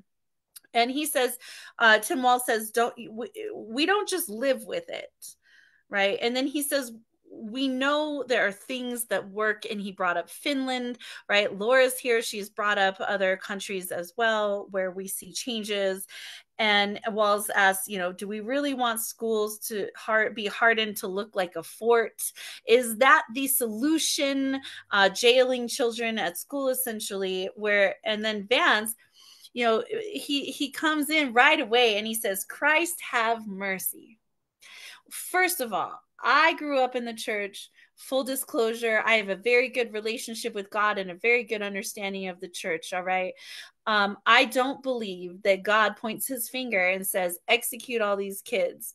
It doesn't work like that for me. Right.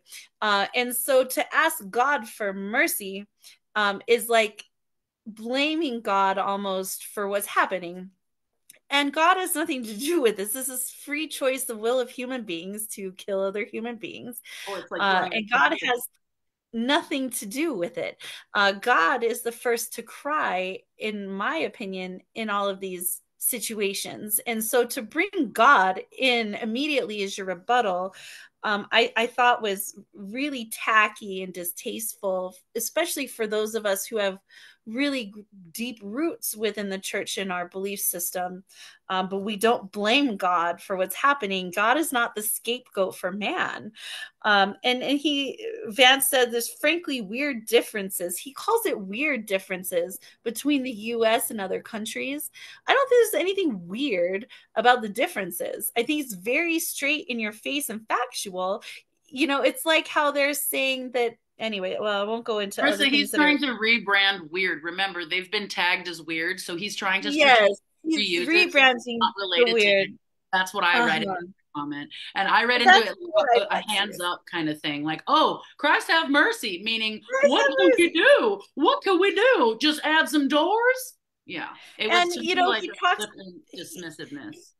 Right, exactly right. He says, oh, no. We want to empower law enforcement to arrest bad guys. But we all know that there are a lot of people of color in prison who had a gun or with someone who had a gun committing a crime, even if that gun was never discharged, to continue the suppression of people of color within the criminal justice system. I mean, so I don't think that continuing to lock up 3% of the world's population in the US is the answer. Certainly with communities at risk and people of color don't deserve to continue to go to prison. I mean, it's crazy to have such a high prison rate for things like that. And then Vance also said that his idea is to have more security at schools, in which case Tim Walz rebutted at the end. This is not where we live today, right? This is the entire concept of the show today, is the Second Amendment, right? And we were talking, Laura had talked about, and Laura and Robert had talked about the scenarios of the time. The interpretation of the amendments is heavily dependent on the scenario of the time, right? And even Tim Walz recognized, I used to have a gun, a rifle in my car, and I would go hunting after practice, but that is not where we live today. He's acknowledging that things have changed greatly within not just society, but within our country and the desires of those who are running the country. And he talked again about rural suicides and accidental, kid shootings. It's a huge deal. And then he does say, which I thank him for doing this and speaking up for people and advocating for mental health, because this platform does advocate a great deal for mental health. He says mental health, just because you have a mental health issue or there's something happening to you that's mental health related, does not make you violent. It does not equal violence. And that is so important because the perpetual stigmatization, and even Vance has said there's a lot of mental health and depression and anxiety. Well, shit, I suffer from PTSD. I have a great deal of depression and anxiety and trauma in my life, but it doesn't make me a violent person, right? And so it's important for these politicians and these lawmakers and these legislators who are supporting these ideas to recognize, you know, there may be something happening in your life, but that doesn't mean that you're going to go do this. And so that was, I thought, a very important clip to play for this show. I will go around now and have everyone put their input on that. And then we will have Rick come with his something positive today. I'll do a quick roundup of the takeaways, and we'll play a spoken word piece on YouTube. But Laura, I'm going to have Rick start, and then so it'll go Rick, Laura, Robert, and then Jen. Okay. I wanted to bring another sort of take on this whole gun violence and someone's reaction to the violence of war, especially outlaw, lawless war. This is a famous story about an elderly woman in the Ukraine confronting a Russian soldier. You know, many people regard the elderly as, you know, sort of the disposable, worthless part of society. They've done their thing. They're no longer big consumers, so, you know, they're sort of worthless. But I thought this story was really, really poignant, and I think it addresses gun violence in a really interesting way. This is a poem I wrote called "What Did the Old Lady Say to the Soldier?" "Why are you here?" the old lady asked. "My dear young soldier, standing with your rifle so bold here on the street on your way to defeat, are you here to kill your brothers? Will you be glad to kill their mothers and kill their babies too? Do you have rabies? Are you crazy? Why must we die so you can save us? Or will you find your grave here with us? Why are you here? Did you come to kill us? You'll die here, little man. Go back while you can. Don't you understand, little man, that you mustn't spill us and kill us and shoot us and pollute us?" "Grandmother," the soldier said, "you should go before it gets worse." She said, "In all this killing, make it worse. You came to save us by killing us. Plant your bombs and spill us." "Leave," said the soldier. "Leave before it gets worse." "Gets worse? I place on you my most awful curse. You'll die here, and you'll lie here, hated and worse. Here, put these seeds in your pocket so flowers will bloom where your body will fall after all." "Please go," said the soldier. "Old mother, go before it gets worse." "Worse than you and your killing? Will you kill us all to save us? In your grave your victory awaits. Get out of my gate. Go home." "Go home," he said, "before it gets worse. On you my awful, lawful curse." So here is a person who stood up against horrid, horrid violence. And she has that same backbone, that same spine that we have when we say, "Yes, I know, timid person that you are, you need a gun to protect you where you go." Be brave. Be brave like those of us who don't carry guns. Be as brave as we are. Thank you, my friends. Thank you so much. You're doing such wonderful work. I'm so honored to be here with you. Unfortunately, I must go, but I want to leave you every blessing. Thank you. Thank you, Rick, so much. It's just a blessing to have you here. Bye, my friends. All right. So I was thinking of doing a round, but I'm actually thinking what I would like to do is play this this video of this spoken word piece, and then we can do closing thoughts before we wrap up today. Does that sound okay? All right. I'm going to go ahead and do a share screen again. Well, maybe I'll play it. Let me play it real quick, just in case YouTube decides to put... Oh, no, it didn't. Okay. I was like, just in case YouTube decides... Could I respond directly to the debate before we change topics? Just because I thought it was really interesting that both candidates provided the answer. My favorite line from Tim was, sometimes it just is the guns. And Vance was like, it's not like we could just wave a wand and take the guns away from the bad guys. But we have and did in 1994, the assault rifle legislation. And I just love that Tim really tried to say, hey, we see the Second Amendment. It's there, but our kids deserve better. It comes back to that same issue I was talking about, identity and security. And how do those two things coexist? Thank you. Just love that. And I thank you for putting me back on track. Rick had messaged me saying he had to leave, so I wanted to make sure and get to him. But I forgot, we didn't go around after the debate to talk about the debate. So let's do that. Laura, did you have any commentary on the debate clip? Yes, thank you. I've also got to go now. It's getting late here. Yes, I wanted to say I didn't trust the way Vance sort of threw out mental illness is different here. It made it sound like everyone's mentally ill and not abroad. And then at the same time, throwing out stuff about illegal weapons being shipped into the U.S. without any kind of statistics, like how many arms are actually produced in the U.S. versus Canada and Mexico, and what percent really come in. That's completely, it's fear mongering that, oh, there's other people somewhere out there are throwing weapons at us, when we all know America produces a huge amount of weapons.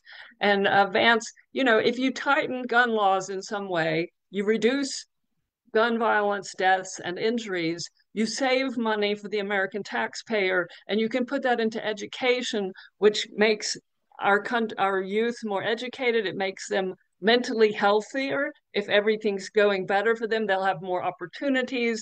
I mean, everything depends on the basis of youth being educated and, treated well as they're growing up. That's how it goes.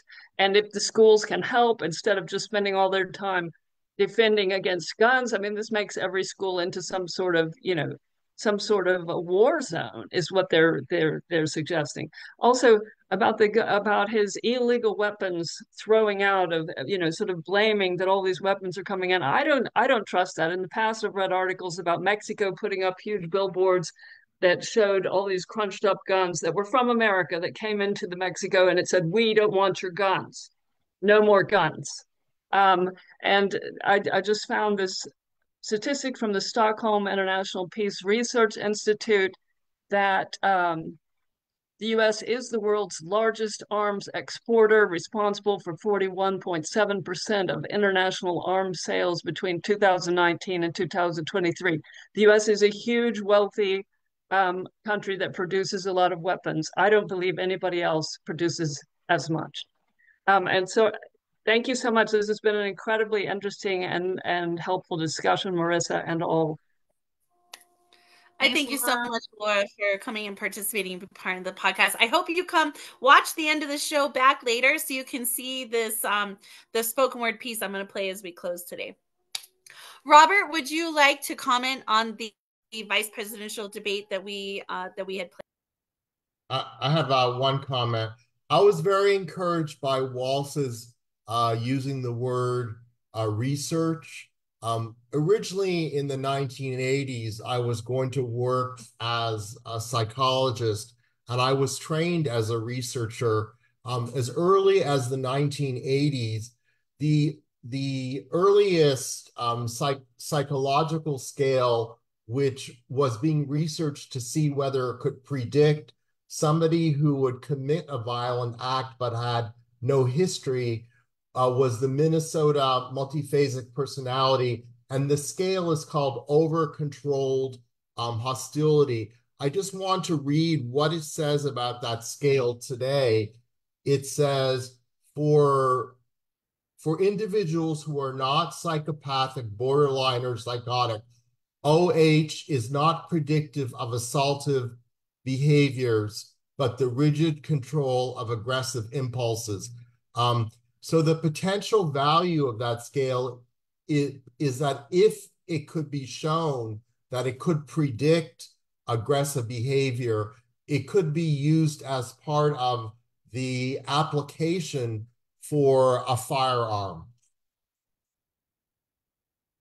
I love that. Talk about well-regulated then, huh? Yeah. Can I offer one more thing about the debate and then yes, please. I was going to ask you anyway.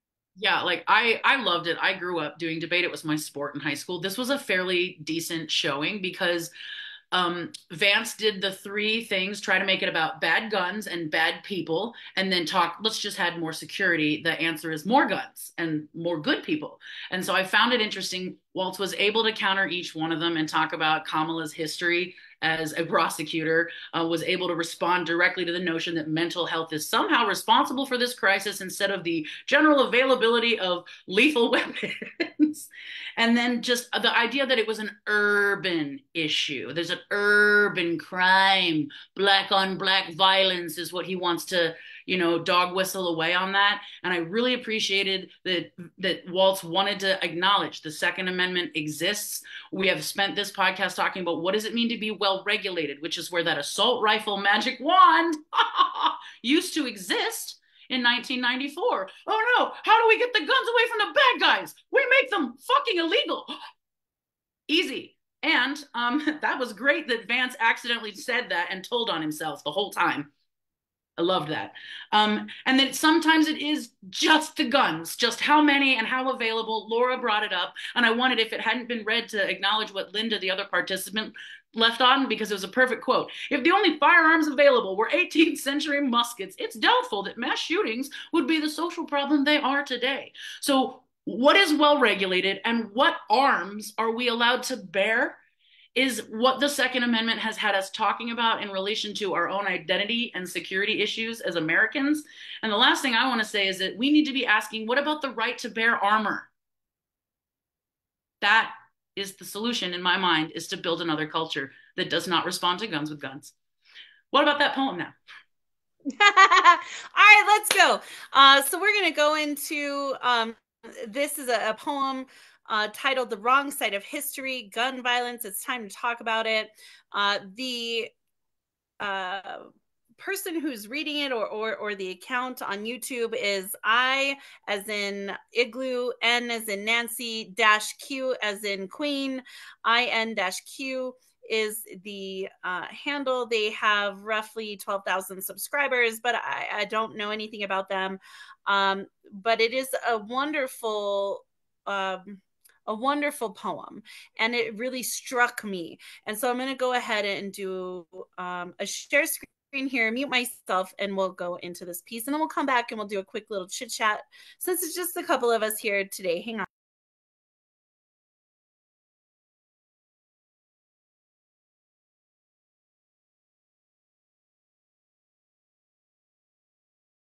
When is it time to talk about it?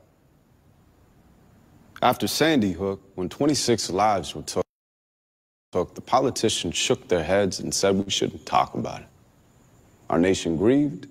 They gave their prayers and sent their tweets, but they didn't want to talk about it. We can't politicize this, they said. 20 kids are dead. We have to lay them to rest before we talk about it.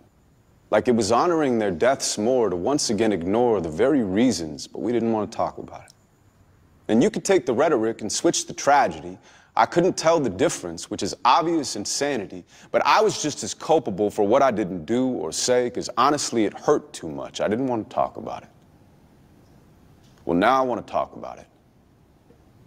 Private guns have killed more Americans since 1960 than all of our wars combined. Now, personally, that's a statistic that completely blows my mind. Or what about the number of our gun-related homicides? It's higher than any other developed country by 20 times. And that's not only crimes, because on the average, roughly 33,000 people every year lose their lives. If that was terrorism, we would lose our fucking minds. If that's not terrorism, we have lost our fucking minds. In fact, maybe terrorism should be redefined, because mass shootings have become a sign of modern times. When do we draw the line? When do we grow a spine and stop using the Second Amendment to hide behind? You want to keep your guns, that's perfectly fine. I'm not arguing to take them away unless you're hunting lions. And yet the NRA accuses me of lying. Like secretly, I'm trying. That way they change the conversation from the people dying. It's really evil. I am tired of this misleading line they're feeding to the media. The talking points are really just excuses to be greedier. And Congress won't do their jobs because lobbyists have paid them off. So they ignore the problems that they're there to solve. Public service has a private interest when campaign contributions make them liable to the parties that contribute. It's a form of paying tribute, but the dollars make no sense. How can a background check be something that we're against? If the prevailing argument is it's about our mental health, then it's illogical to think that regulations wouldn't help. And while the left and right fight, both are dying in between. It's not the red, white, and blue. It's the red, white, and green.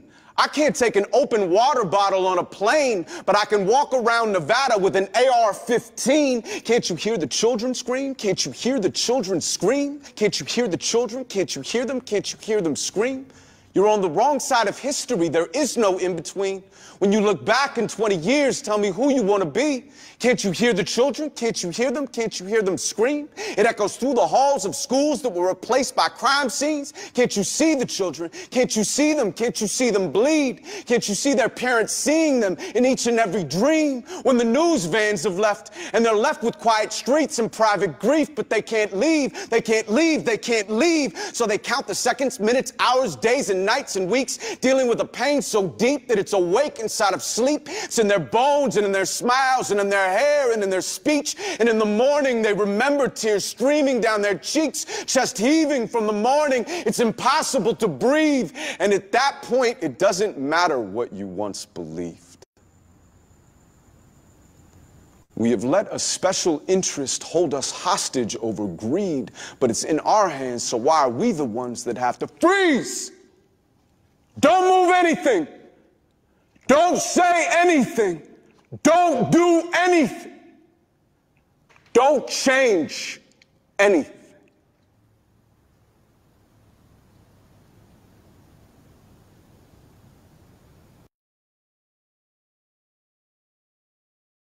Yeah. Ooh. I watched that and I was just like, man, I got them goosebumps. You see them goosebumps. Beautiful. I've seen a lot. I've been doing poetry for 30 years. I've seen a lot of things, and this was very moving in a lot of different ways around guns, not just about school violence or whatever. It was a very moving. A couple things, you know, he says, I can't take an open water bottle on a plane. Can't you hear the children scream? I talk extensively about gun violence in schools. I perform extensively on gun violence in schools, and not just gun violence, but police brutality, the loss of life at the hands of law enforcement.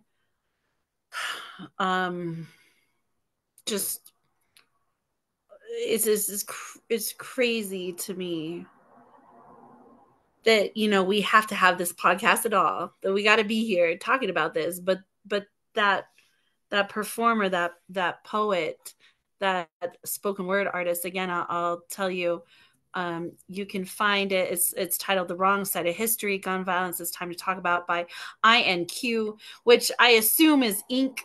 That's the poetic license for ink, is my guess. You can find him there. But yeah, so let's see, like Robert, do you have anything you would like to add in response to that video? Yes, I was very pleased that it was a performance poetry, because the audience for that type of message can be a lot broader than poetry written on the page. The message of the speaker can appeal to many people who like videos that are based on music. or on motivational speakers, which is much broader than the number of people who would read poetry. So the access is larger. And it's so interesting that you say that because, I remember when Brandon Leak won America's Got Talent. And it was a poet, a spoken word artist who won America's Got Talent. And I was like, thank God we're all saved, right? Because I thought that we were going to bring poetry and spoken word into the limelight, if you will. And then, we had Amanda Gorman read at Biden's inauguration. And even freaking the most recently, we had Taylor Swift release her album, A Poet's Memoir, whatever it is. And she put poets in there. And I was like, oh, good. We have all these people who are going to step up and support poets and poetry, right? And Brandon, to his regard, has always been very generous with his time on social media and helping people within the poetry community. So, Brandon's been really great with that. It's just very difficult because you get these big names and these big spotlight events around poetry and spoken word and performance and performing arts, and yet there's still very little traction, right? People still think poetry is very Shakespearean, and there's nothing wrong with Shakespearean poetry. I mean, Rick Spisak, who's here today, he does a reading, every month or so in his shows. But a lot of times people don't understand how empowering and impactful and important spoken word is. And it is the undercurrent of what we do at Red or Green Books and The Word is Right, poetry, spoken word, performing arts. This is our bread and butter, is the spoken word aspect of things. And so I will try to continue to bridge in performances to this podcast. But you're right. And the way he said it and the way he delivered, even if you're just listening, you can't watch him perform it, the way he spoke it was so moving. Jen, what are your takeaways on that video? On that exact note, how he performed that, I am so grateful for the ending, because doing this. Yes. This is the thing.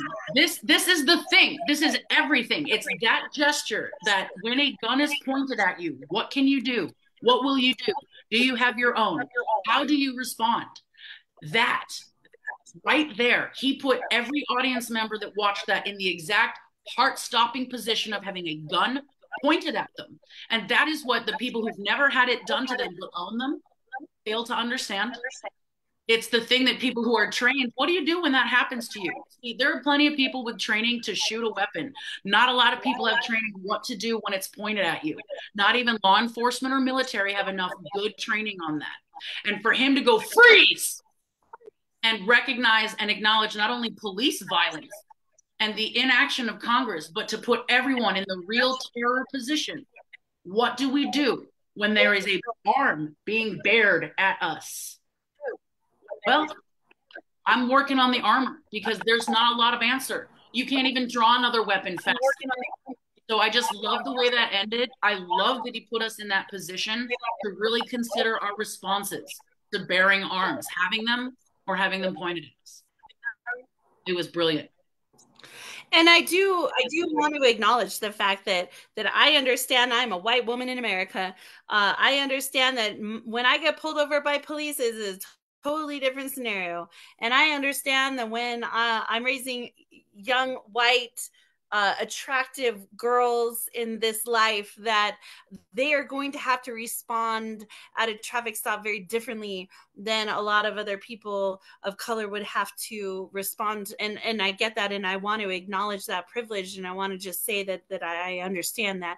And so our job, I believe, is a lot easier in this country to be able to get to the next day simply because of the color of our skin.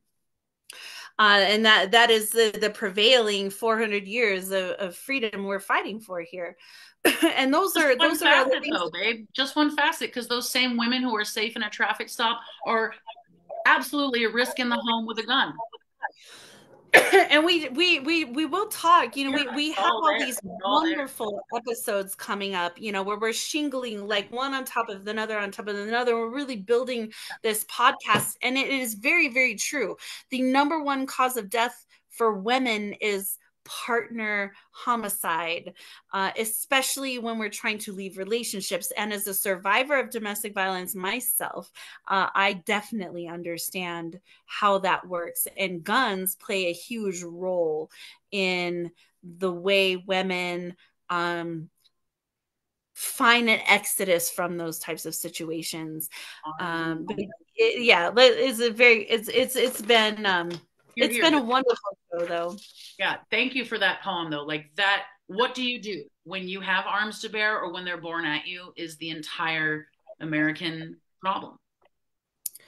Right. Whether, I mean, who knows who's at the end? It could be a kindergarten. No, precisely. That's exactly it. Anyone could be behind that gun and it could be pointed at anyone. Well, and so, I mean, even in New Mexico, right? And maybe we should talk about this. Maybe we should make this part of like the podcast, but the whole shooting of the movie Rust, you know, that happened 2 years ago. I mean, the movie Rust is about to be released, but that was a shooting that happened around Santa Fe, New Mexico, where Alec Baldwin had the gun in his hand and he pointed it at Helena, who is the director of cinematography behind the camera, and the gun went off and she was shot. The bullet went through her and into the first AD, I think, and the bullet was lodged in him. And so 2 people were shot with this one bullet that Alec Baldwin had fired the gun accidentally or whatever. I mean, I'm not by violating the basic principles of gun safety. That's how he did it. He violated but basically, you know, perhaps bringing into context, you know, even things like entertainment, guns for entertainment should be I'm gonna write this down. Guns and for entertainment. You know the outcome of that case, Marissa? Do you know that he got off, but the gun armorer got convicted? That was but she was also, I mean, in all seriousness, was not. I've worked on film sets in New Mexico. I've been in multiple movies and films here in New Mexico. The armorer had other things happening around her, and I don't want to talk this and that about whatever that's, you know, but everything was made public, and there's a reason. I mean, so very telling though. It's very telling that like the person who had the gun in their hand was let off the hook. The person who violated the person who had the gun in their hand was a very I mean, he had been in movies for 40 years. Once again, like, who's holding the weapon, right? As long as the person holding the weapon is a nice, famous white man. Well, and who has a lot of money for attorneys, right? And so there's those things too. But there are other situations. They both deserve to be convicted. They're both responsible. That were very. I think that the whole thing was a tragedy. Even the FBI cannot tell us where everything came from. But it doesn't matter because the person who pointed the gun is the person who pointed the gun. That's the basic causal mechanism. And we should definitely do guns for entertainment because it does go into other types of deadly shootings with kids who have guns that law enforcement. Identity and safety. Yes, so we should definitely do guns for entertainment as a. I think I only did 10 seasons of topics, so we should definitely add guns for entertainment, and we should talk about the Rust movie scene because of course it's locally here in New Mexico, but it also does affect plenty of other gun deaths that have happened with law enforcement and children or law enforcement and people Marissa, who have weapons. Yes, I'm encouraging you to move towards wrapping up this podcast. Thank you, Robert. Yes, I'm just about to do a couple little the summaries, the takeaways for today. Laura said, you know, what Americans think about how things are now and how the dialogue has changed over time. Robert and Laura were talking about the scenario of the time, right? Interpretation of the amendments is heavily dependent on the scenario of the time. Rick was discussing being afraid of English control. We were talking about the safety and sovereignty. Jen had talked a lot about how do you go from defending yourself to assault rifles, which is a wonderful deep thought. Talking about the 1938 militias the 2008 Safety Over Sovereignty, DC versus Heller Supreme Court decision about handgun laws. We talked about the 1994, a little bit, repeal of the assault-style rifle. Jen also brought up the Supreme Court case in 2022, the Bruen case. We did have the political conversation has changed. It's time for the laws to change too. Laura did posit the question, who benefits from lax gun laws? And Laura also brought up the sheer expense of having a firearm death or a non-fatal firearm injury, being able to fund the education for children in that year. Jen also brought up that only 7% of people who own a gun for a job, which is really, really important. The mentalities are conflicting. 6 in 10 Americans favor more strict gun laws. We want to be safe, but we're not safe. And then, of course, the debate that we saw between JD Vance and Tim Walz, and the video that we watched at the end. So that is a wonderful takeaways for today. Having a militia, what does that mean? Do you feel safer having more armed guards at schools? Having a gun in your home, all of those things. But join us next time. Some resources for today, if you're interested in checking out further details about gun violence, you can go to the gunviolencearchive.org, Pew Research, PEW, pewresearch.com, brady.united.org, usafacts.org, publichealth.jhu.edu, bbc.com, statista.com, sandyhookpromise.org, healthdata.org, wikipedia.org, npr.org, and findlaw.com. Next time, we'll be back the first Saturday of November, same time, 12 p.m. Eastern. We will be discussing the mechanics of mass shootings.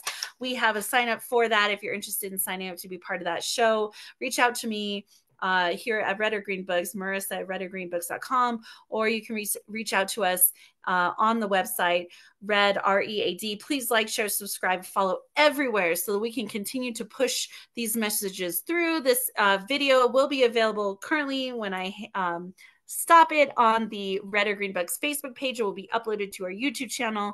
And like I said, please like, share, subscribe, and follow everywhere so we can continue to do these programs. Get your copies of American Graveyard, the literary anthology, and the art book at redorgreenbooks.com. Yes, Jen. No, just saying thank you for this. Thanks for holding this space and taking the time. Nice to meet you and work around. Thank you so much, Rick Spisak, Laura Greville, Robert Fleming, Jane Spoken Word was here earlier, Jen St. Clair. Thank you all so much. We'll see you all next time. Peace and blessings, everyone. Have a wonderful rest of your day. Bye.